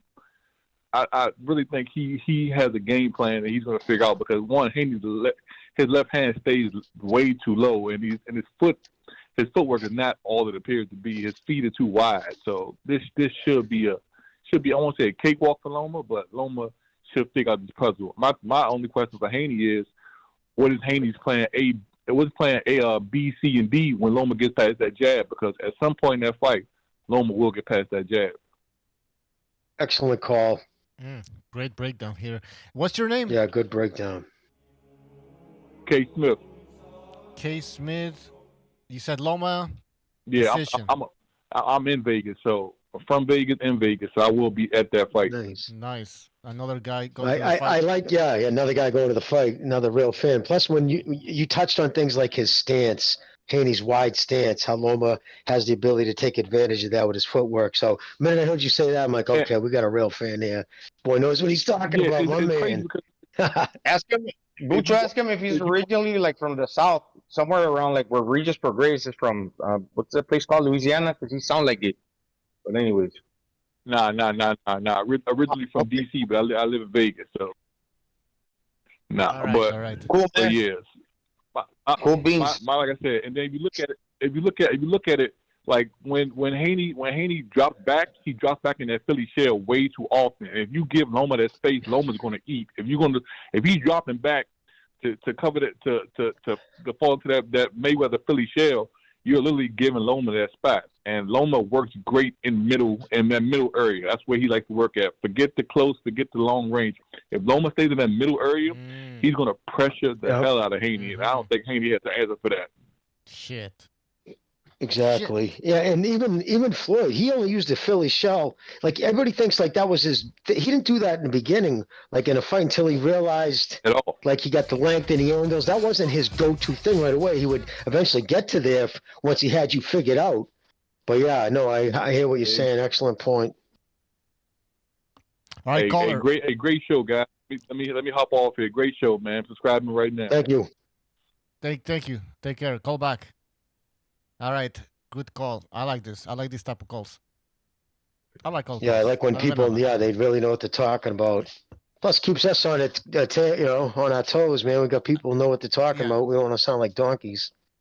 Yeah, and then Mayweather actually, he put some poison on the counter. He could punch with that straight right, because he would take a step back, and as you were coming to him, he would go to you. So it'd be two forces colliding with that straight right. And for a guy that's not known to punch, like they say, he got brittle hands, he could get you with the straight right. I don't know about Haney. And Floyd was a lot tougher than people realize. Floyd was a tough dude. Yeah, he could take a shot, and it was his conditioning. His conditioning was legendary. There's negative things to say about Floyd, but is that EPO? Legendary training sessions. Did you say EPO? EPO. All right. Starboy5, thank you for your super chat. He says this is gonna be an easy fight to bet on when the most that will watch are blind Loma fans. Oh, okay. So he says that it's gonna be an easy fight to bet on when most are blind Lomachenko fans. All right, so we got somebody that thinks that Devin Haney is gonna win. Listen, the Las Vegas odds are on your side. apparently. So. But instead of throwing jabs, making that hominem attacks, why don't you call in and explain that yourself? Explain what you think Haney's going to do. That's all I'm saying. Your opinion's your opinion. You can say who's going to win the fight. That doesn't matter. But it's like I just feel if you have to come in, make a prediction by insulting other people, then I think I know what your prediction's based off of. All right, I just put some money on the fight, man. Come on. Bushido Key, thank you for your contribution. He says Lomachenko knows this is the most important fight in his career. He seems healthier than ever. I think Lomachenko puts on the pressure and makes Haney dizzy with punches. Whoa. I'm going to the fight too. Oh, another one. Third person is going to fight. He says, I'm going to the fight 2, section 101. All right. He's challenging people. Somebody wants to fight. Go to section 101. No, okay, that's pretty cool, man. Bushido Key, he's also going to the fight. That's great, man. Great. So, He just said everybody wants to fight. No, I just made that up. I made that up. Oh, okay. Who do you say, Lomachenko or Haney knows? Because when he said Lomachenko knows, I thought he said Haney. Remember those shirts that Bo Jackson? It said Bo knows. Haney should make some of those because he got a big nose. Haney knows. Yeah, Bo knows hockey. Yeah, Bo knows football. Remember those ads? Yeah. Yeah, he says Lomachenko seems healthier than ever. I hope so. I hope both are healthy, no excuses, and we have a great fight. Yeah. It's kind of cool. It's kind of cool that he's not on the radar, in my opinion, because when he was champion, he kind of had a target trying to figure out that style that not too many people knew about, the whole changing of the angles and the way Lomachenko fights. And now that he's kind of gone a little into his obscurity, it's very people, even the bookies, to kind of underrate him because he's not in the limelight any longer. And if you just forget about, because he won the Ortiz fight, but it was a left-handed dude, sparring partner. He was coming from because he went over to the war. He still won the fight. That guy's a good fighter. He's only lost 2 times narrowly. And with all that amateur experience, somebody says that he lacks the experience. I don't think so, man. He's only lost 2 times narrowly for people to dismiss him like that. And that's what I'm saying. Based on boxing, ability, and credibility, people are underrating Lomachenko. Oh, yeah. No, especially if they mention the first loss. That loss, you want to really bring that up, it's completely irrelevant in my opinion at this point. It was such a long time ago. It's a different Lomachenko. He learned more from that loss than he would have from any win, without a doubt. Salido gave him, but Salido was another person. Wanted absolutely, and he they offered him more than twice the money he made in the first fight. Wanted nothing to do with it. Nope, I'm good. He knew by the time that fight was in the last few rounds, he was completely figured out. I'm telling you, if he had one more round, he would have stopped him. I even think, if I'm not mistaken, Salido even said that. He doesn't think he would have carried on in another round. He was really on him at the end. And never mind, the referee literally said, for that ref, especially that cocky ref from Texas, to say, was it my best performance? He was terrible. He was letting him punch him in the fucking hip all night and the dick all night, remember? Don't say anything. If you're going to, just don't say anything. If you're the referee, why are you going to come out and say that? That's why they tell them not to say anything. He was under so much pressure, remember? He was getting absolutely torn up by back when we had something resembling an actual media covering boxing. Now it's just fanboys looking to get clicks. But back in the day, he had questions. Guys, let's move on here. We got a lot of phone calls here, and there's a super Renaissance show after this. 470, you're on the air, 470. No. Can you hear me? Yes, sir, go ahead. Name and prediction. All right. Yes. Well, I like y'all's show. I like you guys' show, but in my opinion, this is the second big fight in a row where you guys are letting your personal likes and biases affect your decision making. This fight here, you got one fighter, lightweight fight. You got one guy who's 35. You got another one who's 24.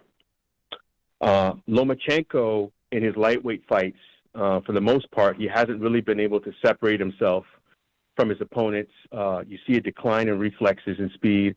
He also lacks power. Devin Haney's younger. He's taller. He's stronger.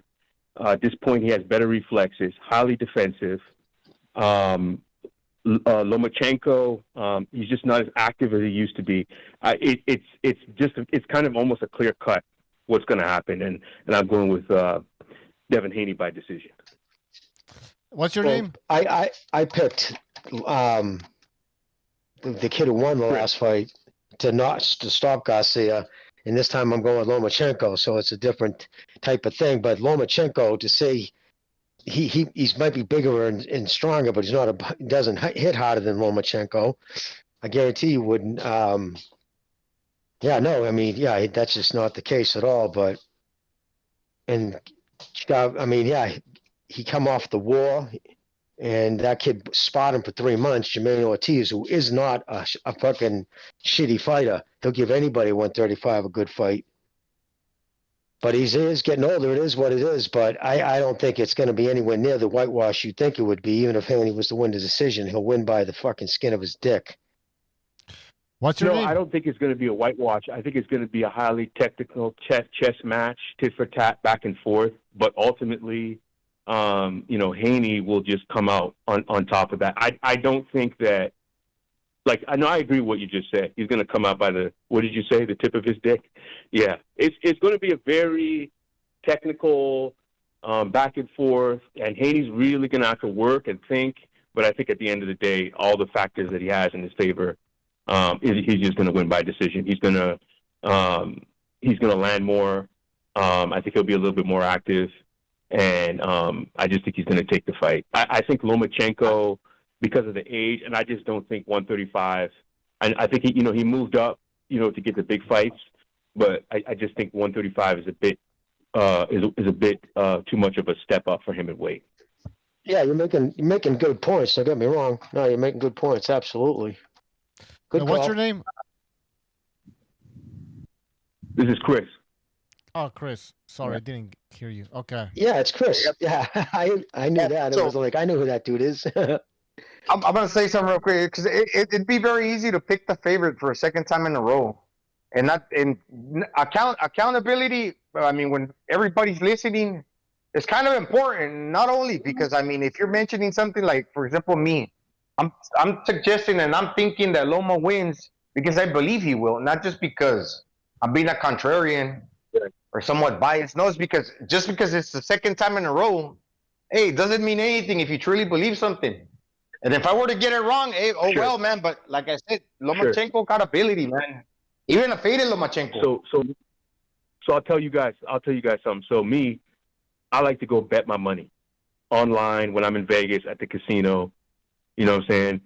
So I'll tell you the last time there was a big fight. Deontay Wilder was a favorite in the first fight against Tyson Fury. But I had a feeling Tyson Fury would win the fight. I put $1,000 on Tyson Fury. The fight came out to be a draw, so I got my money back. But I don't always go with whoever they say. I assess and analyze the fight, and I just felt like his boxing ability, it was more likely that his boxing ability would overcome Wilder's, one punch knockout. And it was basically even because he did outbox Wilder, but Wilder almost put him out, right? But in the next two fights, Fury's boxing ability overcame. So, you just got to look at it on a fight-by-fight basis. But the Tank Davis-Ryan Garcia fight, that was just so obvious. I mean, it was just obvious. And in this fight, like I said, I just think that Devin Haney's boxing ability combined with all his youth and his other factors, I just think it's more than what Lomachenko can handle. Are you saying in this fight it's obvious as well? Saying what? Are you saying that in this fight it's pretty obvious as well that Devin Haney will win? Because you said we were being emotional again. It's not as obvious. It's not as obvious. If I had to put money and feel hold on. If I had to put money on a fight and be 100% confident, I was 100% confident in Tank. This fight is about 65-35. All right, so we're not really being that emotional, basically. To predict a Loma win, you guys are kind of being a little emotional. Yeah. All right. Would you put money on it? That's the question. That's the ultimate question. We can all say what we think. If you had to go to Vegas right now and put your money on somebody at the casino, you would put it on Loma? Not really, because Devin Haney's There his you go. style. I don't trust the judges. I don't trust the referee for this fight, to be honest. I don't gamble, Okay. but I would always bet. If I did gamble, I stopped gambling with my other vices. But if anytime, whatever my pick is, yeah, I'd throw money on it if I still gamble. I wouldn't care because, like I said, I truly believe Lomachenko has what it takes to beat him, and I think he has the ability. The only way it doesn't happen is if it's, like you said, the age and Haney's size. But I am fully confident Loma's the better of the two boxers, hits harder, is more accurate, and to quote my boy BDA, has more dog in him. Exactly. Well, you're betting, so you're confident that Haney's going to win. You're so confident Haney's going to win that you're going to bet money on it, so you better not lose then. That's correct. Oh, no, I won't, and I'll call back in after I win my money. All right. Take care, man. We got one. How many calls do we have left? We got 1, 2, 3, 4. Fucking hey, man. All right. Well, I mean, I guess you're gonna because the show is second renaissance at 8. So either you get. I'm not gonna tell you how to run the show, but I don't know if you want to get to the calls, all the calls, or if you want to leave it for net, or you want me to push. We won't talk to him. Do you want me to just push the episode back, or you let me know? Well, you said 8. All right, give me 15 minutes. Okay, I'll change that. I'll change the time. All right, so these last calls, whoever's on hold. Oh, there's another one now. Hold. Okay, no, 1, 2, 3. No, okay, let's go through the phone calls here. 424, you're on the air. 424. Yo, can you hear me? Yes, sir. Go ahead. Yeah, what up, Bucho? Jimmy Gonzalez, Puro. ¿Qué onda? What's up, buddy? Hey, Puro. Aquí nomás. Same old chilling. Yeah, man, I've been thinking about the fight for a little bit, man. I don't know. You know, sometimes with the differences in opinion, you know, that people like talk to kind of skew my perception or like, you know, like, what was the word I was thinking in my head? I don't know, kind of takes me out of like my better reason. What's the word am I looking for? I don't know, common sense that I got in my head. I think it's simple. If Devin can fight like he fought before Linares chin checked him, I actually think it'll be a pretty decent fight. I still don't know if Devin wins, but at least it'll be an entertaining fight. You know, like fucking a garbage Cambozo, and you know, JoJo's good, but he's a little small dude. You know, but I think it was telling that the lefty gave him a lot of problems just by him being a lefty. Yeah, I think Lomachenko wins. I was going to say by knockout, but I actually think Devin has a pretty good chin, contrary to popular belief. So, yeah, man, I think I got a Lomachenko by unanimous. All right, Lomachenko by unanimous decision. Are you going to bet on this fight? I already have on the YTBC only, but I think I'm going to check out the odds when I get to Vegas because I'm going to go to the fight. Oh. So, depending on what the odds are, maybe. All right, going to the fight. So, you're the 5th person, I believe, that's going to the fight. Good, man. Anything else? This one's affordable, Bucho. Okay. All right, that's good. All right. Anything else? All right, brother. Take it easy. Right, No, that was it, brother. Take it easy, man. Take care.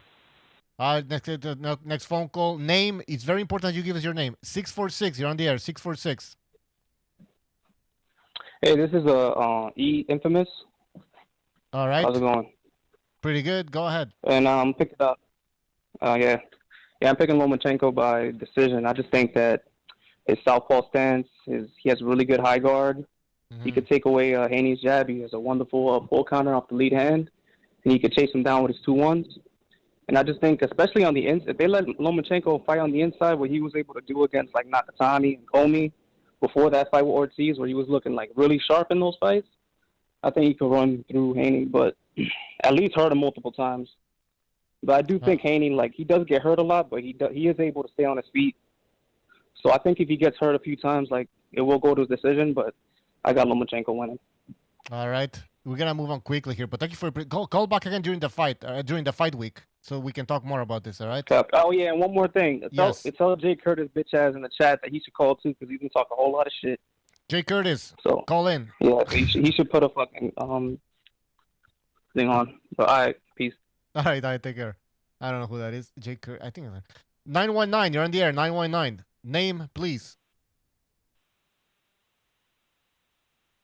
You're on the air. 919. All right, I can't hear you, man. All right, we're going to move on. Sorry about 919. I couldn't hear you. 336, you're on the air. 336. Yo. All right, so check it. I think Loma going to flush this little nigga, to be honest with you. And I'm going to tell you why. Haney keeps his right hand too damn low. You look at the JoJo Diaz fight. He got out-jabbed by a southpaw. He don't fight southpaws often. And same thing with Teofimo Lopez. He tries to do that shoulder roll shit, but he keeps his left hand way too low. And if you look at Teo's eye, his eye got obliterated around like 6 through 12. And I don't know. I don't see Haney punch enough. He's not active enough. His feet are too wide. He doesn't have the footwork that these people think he does. Like, it's just stuck in the mud. And he's just flat-footed as fuck. He's not a switch hitter like Jermaine. He doesn't punch 4 or 5 in combination like Jermaine. He doesn't work his combinations up and down. He's not a rhythm breaker. He doesn't throw weird shots multiple times. He doesn't triple jab, doesn't double hook, doesn't do shit that'll break Loma's stance. The thing is, Loma is best on the front foot. When you break his stance, he does too much rhythm stepping and cross stepping as the people are punching backwards, which is why you can't counter punch off the back foot like a Terrence Crawford. The problem is he doesn't have the activity, in my opinion, to do that. And I think that's why he's going to get flushed, and all the BLM channels are going to be crying when it happens. Hey, what's your name? So, just call me the Fire Fist. Anonymity is bliss. The what? That was a good call. The Fire Fist. The Fire Fist. All right, the Fire Fist. Get Fist. your prediction down. All right. Take care, man. Loma's going to stop him around 10 or 11. 10 or 11. He's going to stop him. That's my 10 to official 11. prediction. All right. Got it. See ya. Oh, wait, for the bet. Real quick. I was looking at FanDuel and shit. If you guys are looking at individual rounds, some of these odds so far, like plus 6,000 for Loma to stop him on the round 9, 10, 11, 12. You put $50 up in between rounds 5 through 12 on each, 9 through 12 on each round. So you put up $200. You can walk away with $3 to $3.5 grand. Yeah, that looks pretty. I don't know if they're doing Where did you change or see what, that? but that's my bet. Like, I'll check it out, man. All right. It was on Yeah, go on FanDuel and you'll see that shit. And yeah, All right. it's like crazy. Yeah. All right. All right. Take care, man. All right, guys, we gotta move on through these phone calls. 949, you're on the air. 949. Hey, this is Zero Cool. I was just gonna say that before I make my prediction, do you guys happen to know who the ref is? Has it been announced yet? No, somebody asked the same question. No, we don't know. Okay. They don't So usually I announce would it. like to go with Loma. I think that Loma is more skilled overall, has more experience, and there's just different circumstances of why he looked, bad or not as good in his last fight. You could put it on being out at war, being out of, training camp for a different amount of time. I think that, he's going to step up to the plate and fight at, an elite level. Not saying that Haney does not have, his opportunity. I just think that, he clinches a little bit too much. He uses his jab well, but I do believe that Loma will find a way to counter it. It might take him a couple rounds, maybe in the 5th or 6th, he'll start, really getting good counters. But other than that, if it is, an infamous ref that likes to allow clinching, then, that might change the skew. But I do have Loma winning a split decision win. A split decision. All right. All right, Cyril, cool. We got to move on. But thank you for calling. Call back again, all right? For sure. Take care. All right. Let's get another phone call. Last phone call. 860. You're on the air, 860. Hey, guys. Can you hear me? What's up? Yes, sir. What's your name? Hey, it's Draven. I recently became a member. I love the show. Oh, yes. Welcome to the BDA family. Go ahead. Thanks, guys. You teach me more about boxing every day, every time you're on. But I think one way or the other, I think Loma's going to find a way to do it. I'm still thinking about how, but I got Loma, but, probably by decision. But I think one way or the other, he's going to figure Haney out. All right. Are you being emotional? No, I don't think so. All right. I don't think so. My feelings aren't facts. Yeah, correct. That's what everybody's been telling me my whole life. My feelings aren't facts. But I think Loma's I think he's going to be able to do it. I think he's got the heart to do it. The dog? And the skill and You everything. think he has the dog? If you have to, how much dog do you give Lomachenko from 1 to 10? 7. 7. What about Devin Haney? I don't know. I don't think these younger guys have as much dog. You know what I mean? Both Usyk and Loma went to war. They were willing to die for what they believe in. You know, I'm an older guy. I'm 48. I don't see that a lot with the younger generations. I don't see a lot of guys running out to do that these days. So how much in my dog opinion. from 1 to 10? Dog for Haney, 4. Oh, that's pretty low. All right. Well, Draven, anything That's else? pretty low. But I learned from you guys. I learned from you guys by paying attention to the show. It teaches me more about the sport every time I listen to you guys. So I appreciate that. All right. Thank you. Thanks for calling. All right, guys. Thanks. Take care. Take care. All right. All right. There you go. The dogometer. Gonzalo, you want to say something? No, I was just wondering if there were if you would say what kind of dog Haney and Lomachenko resembles, what would it be? I think Loma's like a pit bull. Haney, I don't know, maybe like a Dalmatian. Dalmatians can be fierce too, but who knows? They're pretty big. So yeah, they're pretty big and they're fucking shiesty. Hey, before we go, by the way, I started a poll there to see who's got more dog. That's the most important question. You don't see like I said, you don't see other shows asking that question. Just wanted to say real quick that I was reading about the Paramount thing, and they were talking about the layoffs here. Okay, so they released a memo or a press release. They were talking about how they were laying people off, and they said that they want to reduce their domestic team by approximately 25%. Now, according to this Hollywood Reporter article, they want to do another round of layoffs. So I don't know if the 2 layoffs are going to designed to do the 25%, or if the first one is designed to reduce the workforce by 25%, and then there's going to be another one coming. Now, people are probably wondering why the hell BDA is talking about Paramount. Well, because if you've been following the issue, Paramount and Showtime are going to be merging. They're starting to cut the cost, and that includes perhaps boxing. Now, they already got rid of a bunch of shows too as well, I believe, they axed. Now, it says here, this is what is interesting about it. It says the cuts come roughly half a year after Showtime's longtime leader, David Nevins, was shown the door with other top executives. McCarthy has been busy reimagining the Showtime brand in their absence, increasingly focused on 3 buckets of programming: diverse cultures, anti-heroes, and high-stakes worlds. The projects that don't fit squarely into those buckets have been shelved and, wherever possible, sold elsewhere, okay? They want to hit a high hit ratio, according to their prognostications. The other thing that they were talking about was that there's other companies that are following, but they're talking about cutting the costs, and that shows that just don't cut it anymore are going to be dismissed. For example, MTV News apparently is shutting down, and I think MTV News was one of the earliest staples of MTV back when they started in the early 80s, I believe.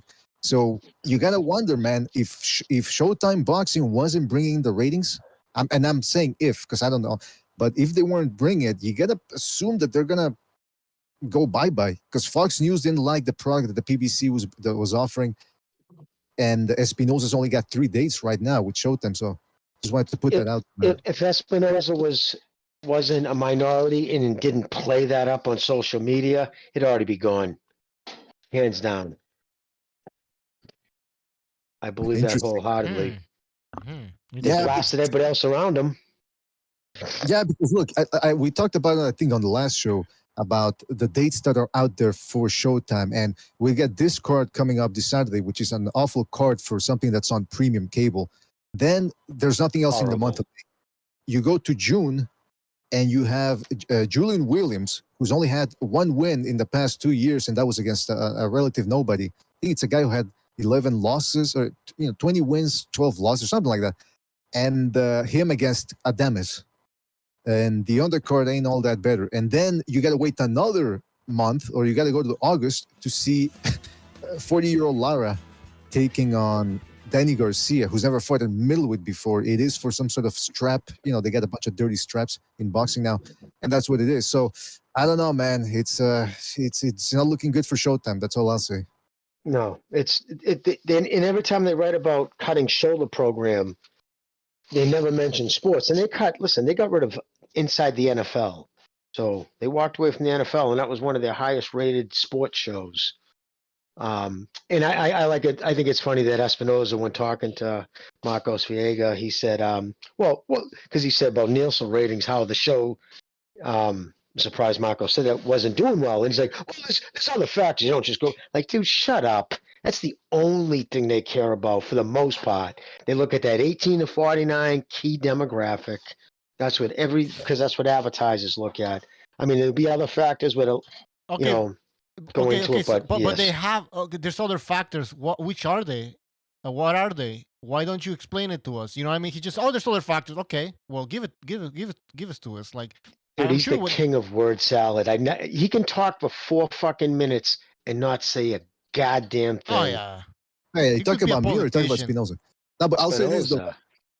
You know what? Just one thing too. I don't understand why people are still trying to pretend that Showtime boxing is in trouble. It's actually, look, if you're a boxing fan, you want it to fail because that finally all those boxers that are stagnating are going to be free to fight somewhere else. Listen, I was looking at the records of the people that were fighting or that are going to fight in these next 3 Showtime cards, you know, once per month or 1 card per month. I want to say 95% of those guys in those cards are going to be fighting for the first time in over a year in those fights.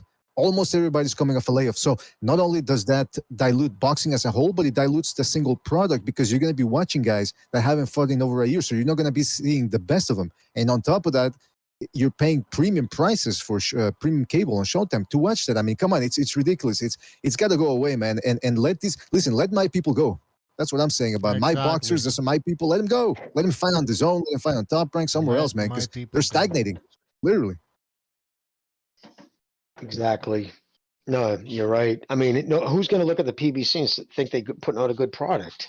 They're not. If you look at the reason why those guys' names, who's fighting and who's on these cards, it's one thing. What's the common denominator? Short money. Short money. And then you look at the guys who are sitting on the fence over at the PBC who have nothing. No dates for Wilder. I mean, his next fight, I believe, he might even do the Joshua thing, but it'll be over in Dubai, baby, and the dime will be picked up by the Arabs or whatnot. PBC will have nothing to do with it, like they have nothing to do with the Fulton fight. I think the writing's on the wall. I'm not saying Heyman won't still be the advisor, but that's just my 2 cents. All right. Mr. BDA will be hosting a second Renaissance show. What is the second Renaissance? If you don't know, it's a show where we talk about, it's a live stream like this one, but we won't talk boxing. We're going to talk about politics, the paranormal. So that includes UFOs, whatever, conspiracy theories, everything that you want to hear on YouTube, but you can't because YouTube likes to censor us. So, yeah, check it out. Link is in the description. Link is in the chat. I'm going to be posting it again. And yeah, we're going to have that show right now, right after this one. Mr. BDA, I think he's gone. Is he gone? He's gone. He says it's going to take 2 minutes to prepare. All right. But still, guys, you can still check it out and just wait for the stream to go live. All right. Can I mention something real quick? Yep. Yeah. Can I plug in my personal channel? Because I want to get more active with that. With doing man. Some videos. Lobito, I just wrote something on there. Please subscribe. Hopefully I spelled it right. Please subscribe. And Lobito's Boxing Breakdowns. All right, yeah, make sure you write it down in the chat, dude, or in Discord, bro, so I can tweet about that. But I don't know where the link is. Did you post the link? Well, Gonzalo can put everything down in the, you know what I mean? Then I'll make sure to tweet about it. Hold on. Let me find it. Lobito Boxing. I'm subscribed anyway, so it should be here. Wait, what's it called, Gonzalo? Lobito's Boxing? I don't see it here. Lobito's Den? Boxing? No, Lobito's Boxing Breakdowns. I just wrote a message on there. Lobito's Boxing Breakdowns. I got it. I got the link. It's going to be easier if I post the link. That's why. All right. Guys, I'm posting the link for Lobito Boxing, and I posted it in the description. Check it out. Subscribe to Gonzalo. Yep, go ahead. It's a good way to, practice English because I'm out here in the Philippines. Keeps me active with the whole boxing stuff. And, I guess. Excellent, brother. I'll be sure to tweet that out. And every time you got something going on, Gonzalo, make sure you to drop me a link or let me know. Just on Discord, whatever. Just drop me so I can tweet it out. Okay, All thanks. right? One No last problem, thing. brother. One last thing. What I'm thinking, like the biggest discrepancy within like these two fighters is the size advantage for Haney, because you think Lomachenko is ending his career at 135. He started, I believe, at 126. So he's moved up 3 weights. Haney is basically starting his career at 35, and he's going to probably end up at 47. I don't think 54, but so you got the weigh-in, and they fight like 24, maybe 36 hours later. By the time they step into the ring, one guy's bigger than the other by at least 2 divisions, maybe 3. So I think that's where a lot of people are thinking the other guy's too big. And if you factor in the age, one guy's young, one guy's older. But I'm saying that don't count. Lomachenko's going to come in prepared. All right. Well, having said that, guys, I want to thank you for joining us. If you I don't know if you guys are enjoying the Renaissance. I'm pretty sure Jimmy is, for sure. Maybe Gonzalo too. And everybody in the chat, thank you for joining us. We'll see you next time. Take care. Second Renaissance, don't forget. Actually, let me just post the link again for the Second Renaissance. Guys, you got to check out this show. It's pretty amazing, man. Because Mr. BDA and everybody else, they talk about things that we can't really talk about on YouTube. So just because of that, you got to support the show. Got to support free speech, all right? Because we are losing free speech. All right. See ya. I'm disappointed in every one of you. I'm sorry, I don't mean to offend you. I'm disappointed in every one of you. I kiss you on the mouth. No, I'm not cool with that. I'm sorry.